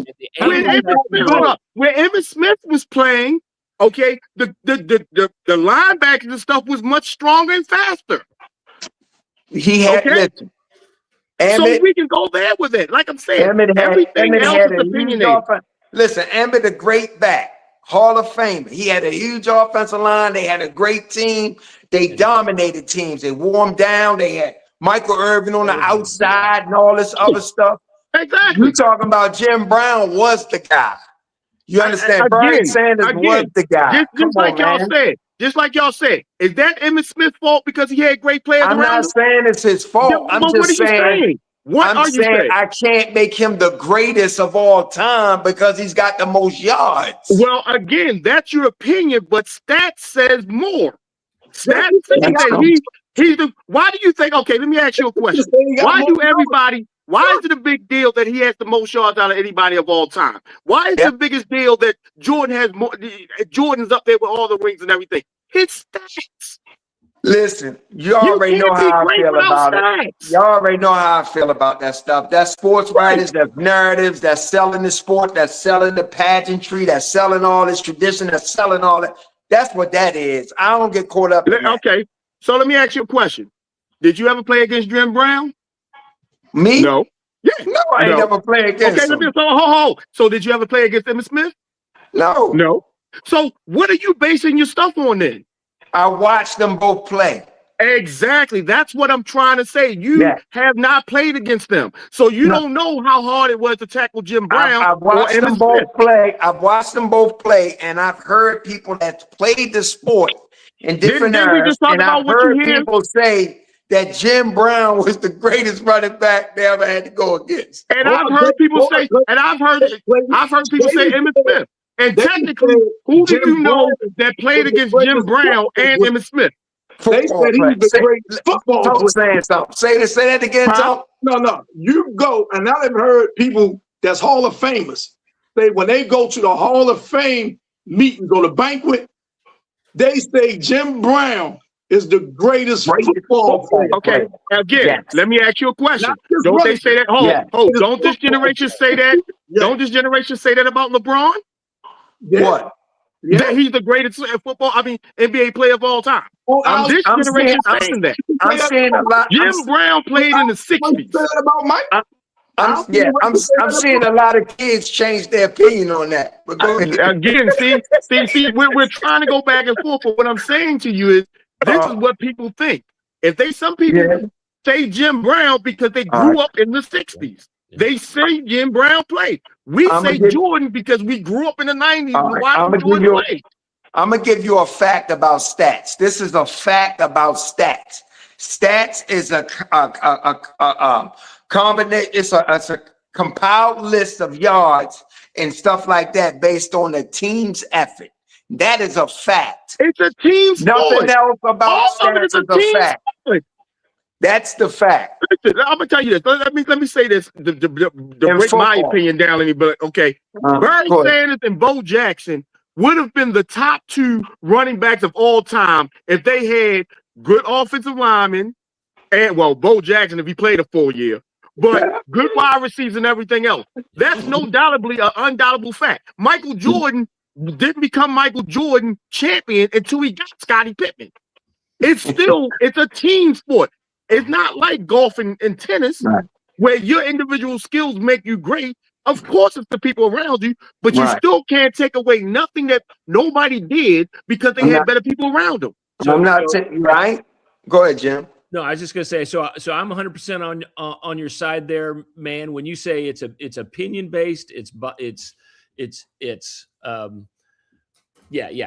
just say it that way. It's opinion based, and where I'm coming from is if I'm playing head coach in backyard football, and I've got all these running backs to pick on my team. My first pick is Jim Brown, and I get it. You might pick Emmitt Smith, and we can argue about no. I'm not taking Emmitt Smith. If I'm picking somebody, I'm taking Bo Jackson. Okay. I'm taking Bo. I'm not doing Jim. I'm taking Bo. I guess we kind of, because Emmitt Smith is not even my favorite running back. Okay. I'm just speaking stats with Emmitt, and he played on my favorite Cowboy teams. But I think, and I've said it for 40 years. I think Jim Brown's the best football player that's ever lived. And speaking of football player, when they talk about the GOAT, no quarterback can be the greatest of all time. They can't be. They can be the best quarterback that ever played, but a quarterback cannot be a GOAT. Why? Why? Because he's limited in what he does out there on the field. But he's playing quarterback. That's why it's a dependent position. Football player is a catch, run, tackle, block, all these things. Depending on the receiver to catch it. He can throw the best ball, but if the receiver can catch it, that's incompletion. Let me just say this because I played quarterback. That is, to me, I understand what you're saying, but it's an untrue statement. Because the quarterback is the most important position on the field. I agree. Because for one, he makes all the decisions for the offense. The offense doesn't score on his bad decisions. That don't Clayton just said though. That don't go against what Clayton just said. It does, because for him to say that you can't be a GOAT at a quarterback is astronomical to me, because you have to make the decisions. That don't mean a wide receiver doesn't throw himself the ball. A running back doesn't hand himself the ball. That's what I'm saying, man. It's a dependent position. You got all the positions on a football field is dependent. I'm just saying, though. I mean, the quarterback position is a dependent position, probably the most dependent position. Let me ask you a question. What position on the football field isn't dependent on another? Man, if you listen, I just said that. All the positions on what's the name are dependent. Right. But so how are we going to have a GOAT running back and not have a GOAT quarterback? What? No.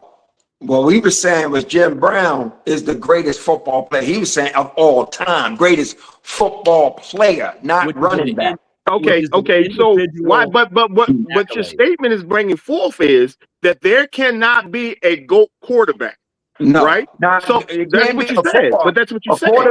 A quarterback can't be the greatest football player of all time. Is all I'm saying. And why is that? That's my question. Because every position depending on everybody else.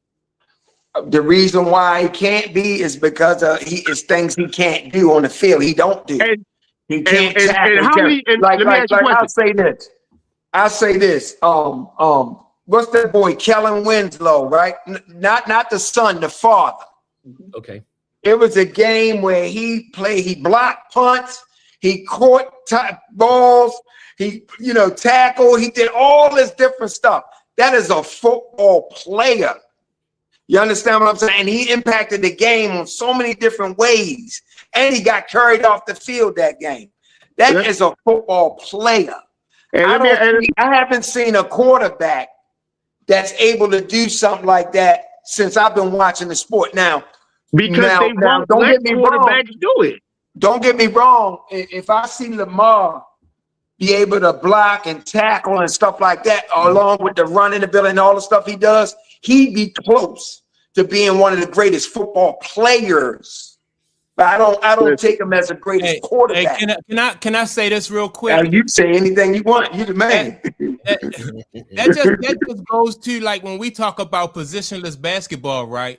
So like when what we say about Bill Belichick, like everybody do your job, and what Tunk said, everybody's position is dependent on somebody else. You need somebody to throw it. You need somebody to catch it, right? Yes. You need somebody to block. So every position is dependent, and if everybody do their job, that's the whole trick of football, because you got 11 people on one side and 11 on the other side, and you got to get 11 people on the same sheet of music in order for you to have one successful play. Nobody can hold. You know what I mean? Somebody got to block, somebody got to throw. So every position, we could say the same thing. Like Man said, a running back can be, a GOAT if a quarterback can't be a GOAT, because he can have a job to do. Yes, he can. I'm gonna tell you why. It don't make listen. I'm gonna tell you why. I see what you're saying. Even though Barry Sanders was one of the greatest running backs of all time, right? Those guys still from time to time either trip somebody or grab the jersey or pull somebody's shoelaces. They did something for Barry Sanders. We can't.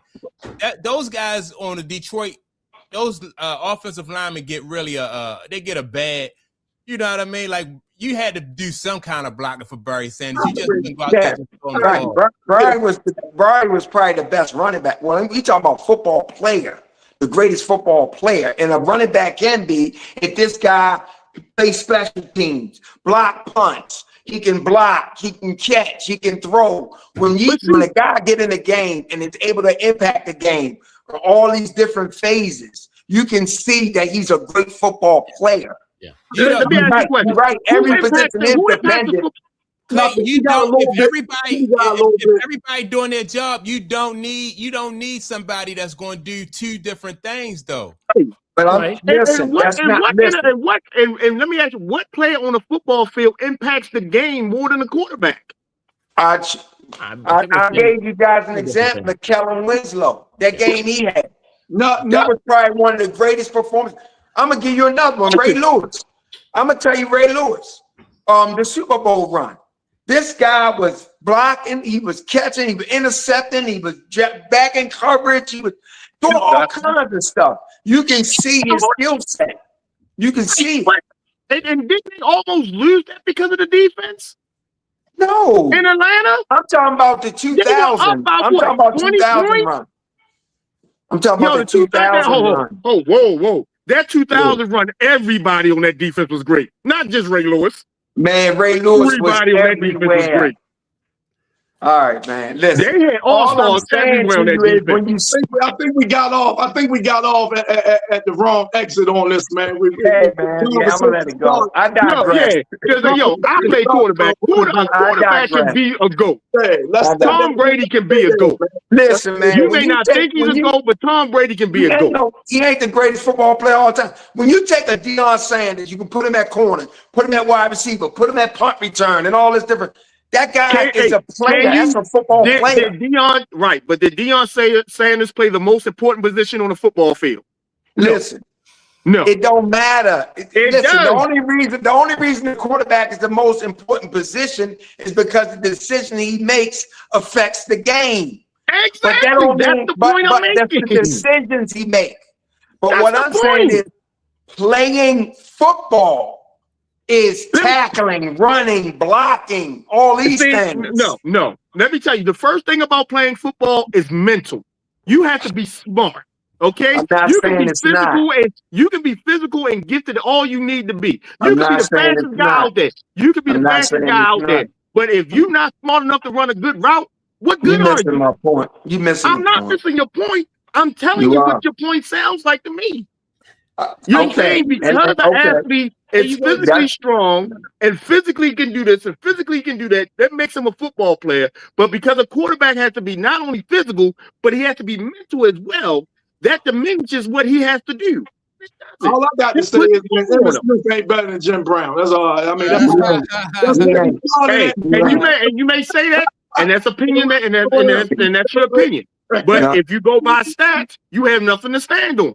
And no quarterback can be the greatest football player of all time. Everybody that says that Tom Brady is, you debate them then. Because they got stats to prove it. Everybody, if I go by stats, LeBron better than Mike.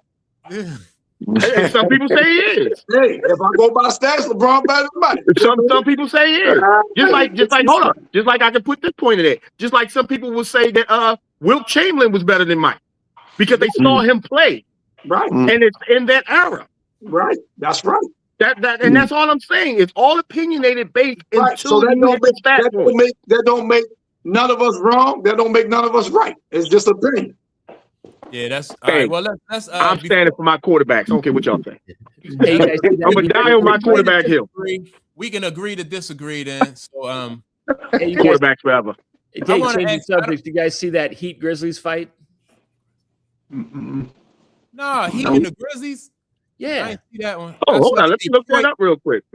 I did see the Detroit and Charlotte fight. No, but the Heat Grizzlies fight where Myron Gardner hit Scottie Pippen Jr. in the back. Yeah. That was on a jump shot, right? No, it was. Oh, when did that happen? I think that happened last night. I think it was on a jump shot where he took a jump shot and he ran into the back of him, right? Yeah. So, about 10 seconds before that, Scottie Pippen Jr. Kind of cheap shotted Myron down at the other end of the court, and then you're right. They came back and the ball passed around the perimeter, and Scottie went up for a shot. And when he came down, Myron came up behind him and blasted him. Yeah. No call. No call. So they didn't call it because he hit him. Boom. Yeah. Scottie looked up at the ref like, what are we doing? And then the play went the other way. So, and it was funny because you could see it on Scottie's face, man. He just kind of got up and he just kind of shook his head and he went beeline down the other end. And then just grabbed Gardner and just threw him down. It was on. It started like a melee after that. Everybody got involved. Yeah. It went into the crowd. I think the crowd got involved as well. Oh, shit. I told y'all basketball getting more competitive, Jack. It's turning into hockey. And who was the kid that fell off the oop? He didn't get the oop, and the guy took his leg. He banged his head. He had blood. He had to leave the game. Was that the NBA? I missed that. Y'all didn't see that? No, was that in the dunk contest? No, it was the game. Oh, okay. No, I didn't see that. Him a oop, but the other guy kind of took his legs out from under him, and he fell and he hit the ground. He got blood coming. This was just the other day, recently. No, I didn't see that. I didn't see that either. I want to know what his status is. I'm hoping he didn't, because it didn't look good. Yeah. Let me ask y'all this: like a concussion or something. What do y'all think about the kid, Daryl Peterson, taking himself out the game? That second half of the game, he hit a three. Don't get me started. Don't get me started. That has NIL written all over that, yo. That's crazy. He hit a 3-pointer, turned to the coach and tapped himself and said, "Get me out of here." Self didn't even understand. Bill Self, a Hall of Fame coach. He's like, I don't know what he's doing. Yeah, that's crazy.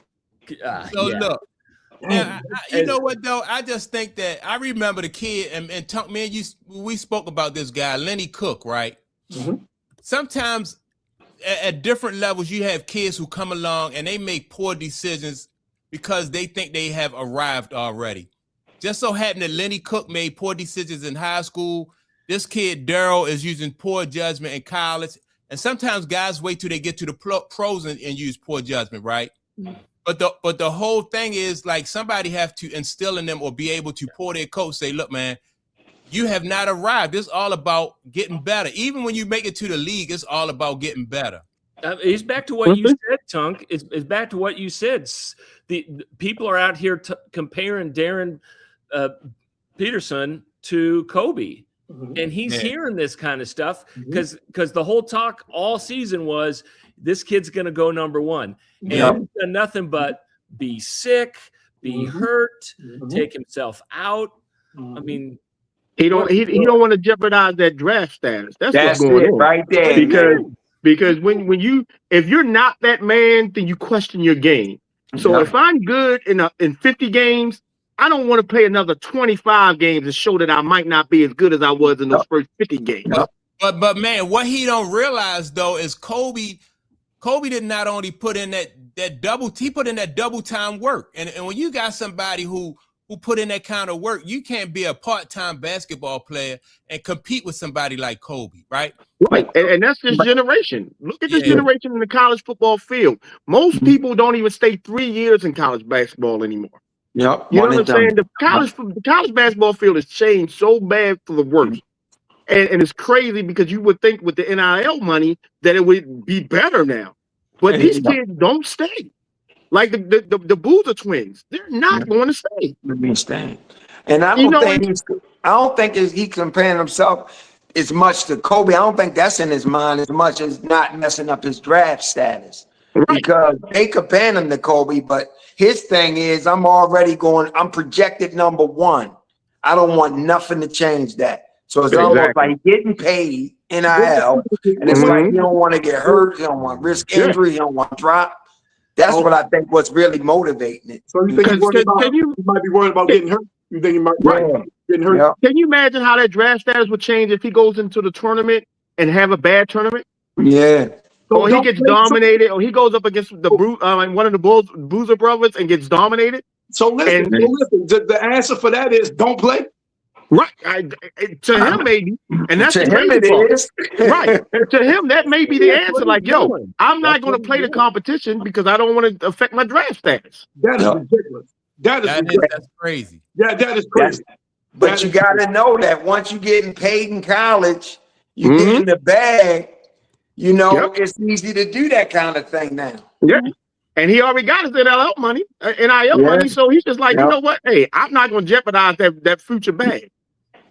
And none of us, nobody could foresee this happening. I never could foresee that happening. Where the kids in college are going to start checking out. I never thought about that. And him not competing, him not showing that he want to go up against his match for skills or go up against somebody who's just as good, that won't hurt him in the long run, you don't think?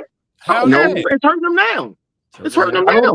I don't think it's hurting. Ben Simmons, though. Remember Ben Simmons, where he go to LSU? Yeah. And you know, like when he was in college, he didn't even want to compete when he was in college. Right. And by the time he got to the pros, you up there with grown men who do this for a living. Yeah. They took his heart. He didn't even want to compete, at the next level. That's right. But man, turn on and off though. That competitive spirit is not something you could turn on and off. No, but somebody's going to draft him because of his talent and potential. I'm sure. I'm sure. Yeah. I'm sure. And the sad part about it, I'll say this: KU fans like myself are not happy with him. Okay. Hey, I'm telling you, it's all about who these athletes is. So what I'm saying, Jim, because you know, I mean, you in that area, you in that region. So what if they get you a Sweet 16 or they make a run at the Final Four? Do you say then, if you're him, oh, I ain't gonna play because we're in the Final Four, but it might affect my draft status? You know what I'm saying? Or I'm not gonna play as hard to try to win because I'm projected to go number 1, top 3, whatever. So I'm not even gonna play hard because I'm showing you right now that this don't matter. Yeah. As much, you know what I'm saying? This don't matter. So, you know, you get into a situation where you're in a tournament and this guy, like Mike just said, man, no, take me out. You know what I mean? You come down last 5 minutes of the game, it's a, tie game or whatever. No, take me out the game because I'm a top 2 pick anyway. I don't think that's going to go well. Also happen in bowl games. You know what I mean? Yeah, right. It's already happened in bowl games. Yeah. You got whole teams turning down bowl. Notre Dame whole team turned down a bowl game. That is the whole crazy. team. That though, I understood that, but yeah, you got players like not playing in the Senior Bowl, not playing, because they want to focus on a pro day and things like that. But what if guys say I'm not going to have a pro day? I'm already projected to go top 10. I'm not going to have a pro day. I'm not going to the combine. I'm just going to sit everything. I'm not going to play in the college, like I said, the college bowl game or the college channel or my college championship for the conference. I'm not going to play in that because I'm already projected. I think that does more harm than good, man. I really do. I think that does more harm than good. And KU fans, and I've been around a bunch of them for the last 38 years, and I'm now one of them. But KU fans love KU basketball more than NBA basketball by a mile, and they don't give a rat's behind about projected status and all that. They want to win, and they want to win it all. They want to win every year. And this stuff pisses them off. They're one of the blue bloods, right? They're one of the traditional blue bloods, right? Yeah. That's like playing at Duke, right? So if you play at Duke, can you imagine doing that at Duke or North Carolina? So what do you guys think the fans are going to do?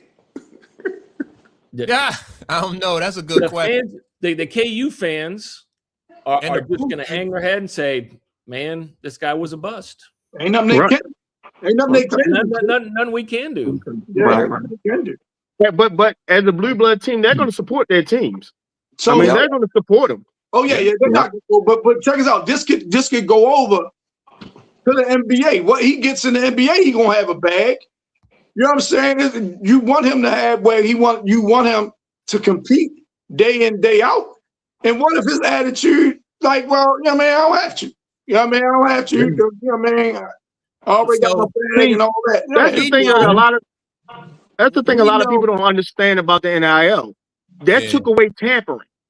There's no more tampering in college anymore. I ain't even heard that word in years, man. Yeah, there's no more tampering in college anymore.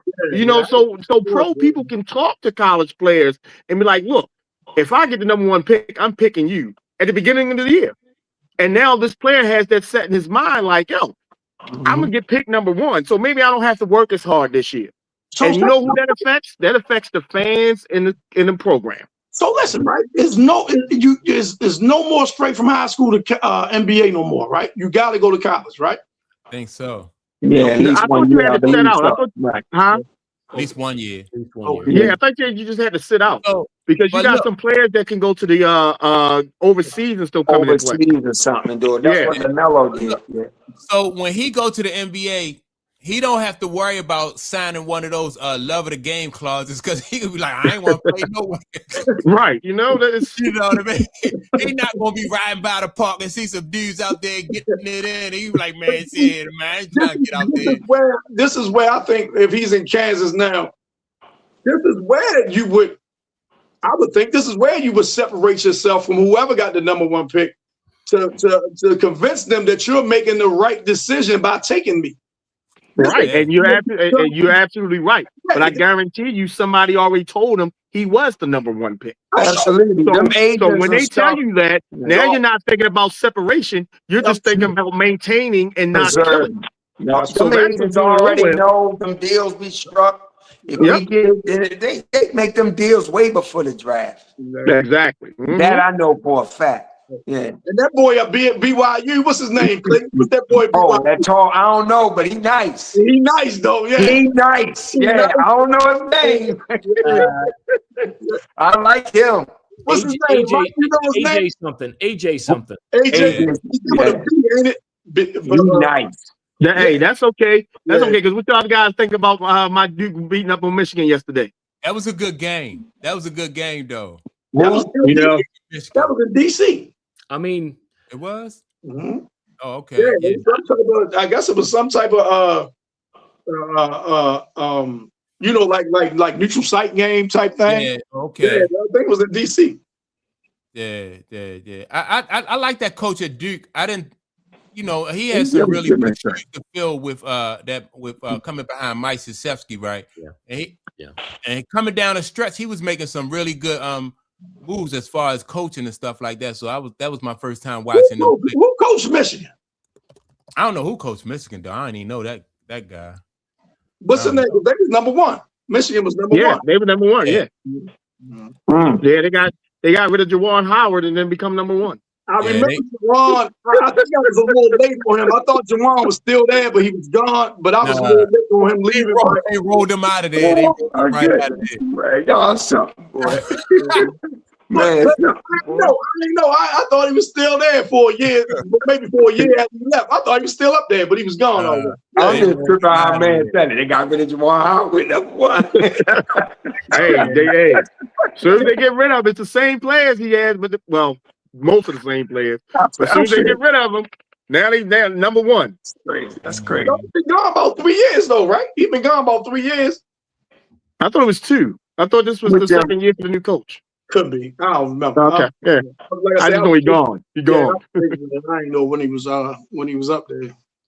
So who is going to get the lottery pick? Are the Pacers going to get it? Don't know. Well, he making some changes to all that lottery stuff, man. So he needs to. I think so too. But he about to shake some stuff up, man. They say after he penalized the Clippers and Steve Ballmer, after he dropped the hammer on them, and he gonna go to trying to shake that lottery thing up, man. They say it's gonna be like 4 teams that's gonna have like the same amount of odds to get that. They got to figure it out. NBA got to figure it out because they got a good product. Right. And right now, you know, everybody's looking at the product in a negative way right now. And basketball, you know, at one point in time I thought basketball was number 2. In my mind, it was number 2. But when you go money generated wise, it's still number 3. And hockey is creeping really fast right now. So if the NBA is not careful, they can see themselves sitting in number 4 position. And if they like soccer come up, they got to fix it. The NBA needs to fix it. I don't think they're good. I don't think it's a good product right now. I just even though the NBA is not a good product, though, you got to think though it's international though. You know what I mean? Like NFL is not international. Baseball is limited. Baseball international. Yeah, but I mean it's limited. You got Cuba, you got Japan. But you don't have like too much. South America. You got all South America. You know what I'm saying? All play baseball. Baseball is just not really popular in Europe. It's not really popular in Europe. Right. It's not like or Africa. Basketball is soccer country. That's soccer nation countries right there. That's soccer. Right. So let me ask y'all this though: with that situation that went on with with Kawhi and Steve Ballmer, right? I know y'all say I'm controversial, right? But what do y'all think about Kawhi being able to stay healthy all of a sudden? You know, that like in past seasons, like by this time of the year, Kawhi be he be out of there. Now all of a sudden, contract about to get voided. He knows contract about to get voided. That's why. That's why he knows contract about to get voided. So he playing now. So because he's auditioning for his next contract. What that say about Kawhi? I was a Kawhi fan. Now I said, "Oh, hold up, man! This dude just played 3 games in a row." Right. I ain't never seen. I'm telling you, Mike, he auditioned for that next contract, man, because you know this one gonna get voided. So he got to audition for the next one. That is crazy. And I think he's gonna make out. I think he's gonna sign, a decent contract somewhere else. I think he's gonna make exactly. Yeah. If the Clippers don't re-sign him, because the Clippers can re-sign him, they might make it where they can if they void it. They might make it where they can't re-sign him. You gotta become. You gotta go somewhere else or whatever. That might be part of the punishment. You know what I'm saying? That you lose them because of that. Yeah, that you lose them because of all that. I know Kawhi shouldn't be punished for it. I know that much. Oh yeah, absolutely. Because anybody in that position would have did the same thing. Well, look, Kawhi asked for money. How you get it to me? That's on you. Right, exactly. If you X amount of money a year. Now, look, if you got to go over here and get a check from Dunkin' Donuts to pay me, you understand my $40 million? Hey, I ain't got nothing to do with that. As long as it's legal in the IRS eyes, I don't care where you're giving me the money from.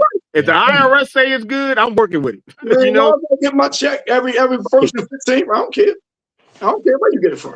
You know what I mean? So I don't think Kawhi, you can ask for anything under the sun.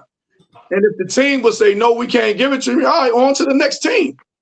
I don't think Kawhi should be held accountable for that. I was watching that show, Rob Parker and the other young brother that's on there with her. And the young dude was saying Kawhi should be penalized as well. And I'm like, how? I'm like, how? You asked for something, the team agreed to it. That's where it ends for you. Right. The contract that Kawhi Leonard signed helps the team. It's not affecting him at all because the money is still the money. What that contract did help the team get more players, stay under the salary cap, not have that much upfront money because Kawhi Leonard is going to get money until he's like 90 on that contract. So it helped the team, and it had nothing to do with Kawhi. But the way it was is they signed a contract with Kawhi, but they didn't put all the numbers from the contract from right. It was like he was getting money from somewhere else.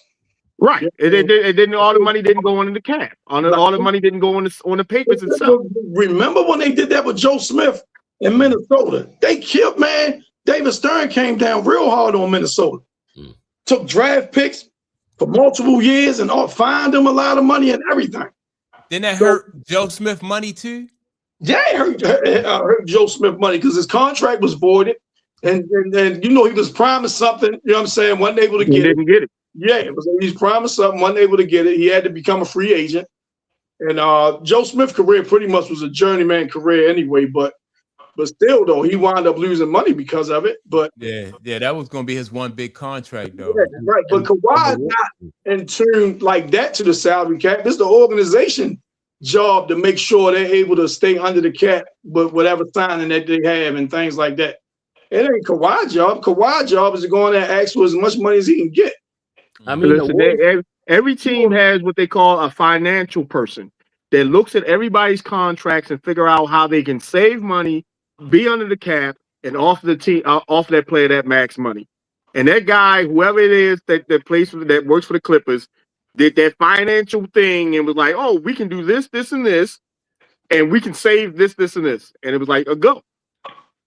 But if precedent is anything, the Wolves lost draft picks, but their GM was suspended, right? And they were fined. So money, draft picks, and suspended GM. So so they say they didn't want to do it till after the All-Star weekend because the All-Star weekend was in the Clippers building.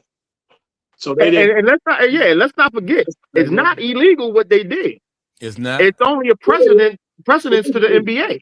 Just not illegal, though. NBA stuff. Yeah. Yeah. We ain't talking about, against the law of the land. We're talking about as far as circumventing the salary cap in the NBA. And in the rules of the league. Yeah. Well, talking about a guy like this guy's like one of the richest people on earth. So I don't know, like what kind of fine you could give to him. Yeah, but you're right. That would matter. He's got a lot of influence too. So stay tuned. Yeah, but see, I'm thinking like I'm not sold on this punishment. But go ahead. It might handcuff the organization. And you're right, Clayton. The punishment might be like a slap on the wrist. It might not be as hard as what David Stern did to Minnesota. But let me ask you a question, guys. If for you real, want other teams from doing it, you got to do something though. If you want to prevent other teams from doing it, you got to do something. But let me ask you a question. We talk about the Clippers, though. As bad as the Clippers franchise has always been, do you think another couple more years of them still being bad as he's going to mean anything to him? They haven't been as bad as they've been, like historically. They haven't been, you know what I'm saying? Since they got Kawhi there and stuff, they've been making the playoffs and things like that. Yeah. They haven't been like historically bad. I'm just saying, as a historically bad team, there's not too many teams that's been in the league as long as the Clippers have. That's been worse. Man. At one point in time, the Clippers had the top draft pick 5 years in a row. But yeah, that's what I'm talking about. I'm talking about you're talking about like in the 90s and stuff like that. Sterling was there. Right. I'm just talking about their franchise in general. I'm not talking about, I'm just talking about Clippers fans and how they're going to stand beside their team no matter what, because they have seen darker days. What's the name? You're Minnesota Vikings fan, so I know what that is. What's the guy's name, man? The comedian, man. What's his name? Man, what's his name? Mike, the comedian. Help me out, fellas. He's been Clippers season ticket holder for like 50 years, man. What's his name? Billy Crystal. Billy Crystal. Yeah. Man, Clayton, you on it, man. Yeah, Billy Crystal. Yeah. He's been a Clippers season ticket holder since forever. Yeah, he still wants to play. All right, that's what I'm saying. So if the NBA shanks in them for 3-5 years or whatever, Clippers fans, you can be like, look, we used to it. So it is what it is. Just put a product out there so we can see everybody else play. They put that minimum salary thing in there because of the Clippers too, right? Like you had to spend a certain amount of money on your roster because of that Sterling guy. Yeah, because he was. I know they got a floor in the NBA. I ain't know it was because of him, but I ain't surprised. It's because of him. I ain't surprised it's because of him. Yeah. The NBA tried to get away around their rules so much. Their owners, boy, I tell you. Yeah, man. Every time you look around, he was a slumlord for real. That Sterling dude, he was a real slumlord. Hey, he was trying to get that stadium built. Yeah, remember he came out and did something when Doc Rivers was coaching, and he said something about the players or something about the team, and Doc Rivers said, we're going to pay him back by winning games or something. Because the players wanted to protest or something. They wanted to, like, sit out of the game, like almost like a forfeit or something. Yeah. And Doc Rivers like, no, I don't even know if that would have went over, but the Doc said, no, we gonna pay him back by winning. Yeah, that's the spirit. Yeah, pay him back by winning. That's the spirit. Yeah, that dude was funny, man. Yeah, man, it's crazy, man. It's crazy. But I gotta get ready to check out, fellas, man. Yep. Good talking to y'all, man. I appreciate y'all, man. Man, you gotta enjoy the rest of y'all day, man. Any NBA on TV today? I hope so. Okay. Yeah. Not if there's no NBA on today, the NBA is, I don't know what they're doing in that front office. Now the NFL is gone. All I wanted to do today was get up early and watch that hockey game. Yes. Well, Jim, your day complete then. My day's done, man. Yeah. The U.S. won the gold. I am a happy camper. Yeah. First time since 80, right? First time since 80. Wow. Real quick. Yeah, it's been a long time. Was that the Miracle on Ice? 80 was the Miracle on Ice. Oh. And let me just say that TV's been showing the Miracle on Ice like every day this week. Every day up to the game, they've been showing it. Like every time I turn the channel, miracle. I'm like, oh Lord, come on, FX. We know what you're trying to do. Damn, all right, we get it. Real quick, Jim, what you think about the Bears talking about moving to Indiana? Oh, that's crazy. I mean, yeah, they've been. It's like the Chiefs saying they're moving to Kansas. It's to get the better deal, and they don't care who gives them the better deal. right? Yeah. It's the leverage, right? Yeah. And so comparing it to the Chiefs, right? So Kansas has given them, hey, here's our deal, and Jackson County in Missouri couldn't match it, but Jackson County and Missouri, the state, have one last chance to give the Chiefs a deal that tops the outrageous amount of money, the $4 billion that the state of Kansas was given to the Chiefs, right? It's the same. They're playing the same game that the Chiefs just got done playing. So if Missouri comes back and says, "Yep, here's our deal that tops what Kansas is doing," the Chiefs are going to take it. And what I've always said in this deal is the winner, whoever wins the Chiefs is going to those constituents are going to be the losers because they're going to pay for it out of their own pockets. And that's what's going to happen in Chicago and in Indiana. Well, Chicago deal is a little different too, because Chicago deal it's a $6 billion stadium. The team is putting up 4, and private investors is putting up the other 2. They were asking Chicago just to fund the infrastructure, the highways, the sewer systems, and all that. Chicago said no, and then the other one was like, "Hell yeah, we'll build all that." And they're only like what they say 17 miles away from each other. Right. So they were like, "Yeah, we'll do all that. We'll rebuild all that for you, no problem." And that's why everybody's on the Chicago mayor's tip. Like, dude, they want for nothing. And you're not building the stadium. You're not funding it. It's already funded. They got infrastructure. And I heard they trying to make Chicago Stadium a historic site where you can't demolish it. Oh, okay, yeah. But the problem, but the problem with that is, okay, now you got a structure that nobody's playing in. Yeah, that's so. Crazy. What do you do with that? You know? Yeah, that'd be crazy for anybody to make a stadium historical structure. Especially when you have nobody playing in it. Have concerts and stuff, but other than you can do concerts and stuff. Other than Taylor coming in and doing a weekend. What do you do? Because the last time I heard about that was when they tried to do that for Memorial Stadium in Baltimore. Okay, because they had a so structural front facade that was known worldwide, and they didn't want to tear it down. Like, let's make it a historical thing. And they were like, "Well, how's it going to generate money? You're just going to have a structure standing there, and nobody's going to want to go into it." Nothing's going on. So it went back and forth, and then it came out like, we're just going to demolish the whole thing. Yeah. But it's all right. From what I hear, I've never been to Soldier Field, but I heard it was just hard to get in, hard to get out, and it was trash. So I don't know. All right, fellas. Well, gentlemen.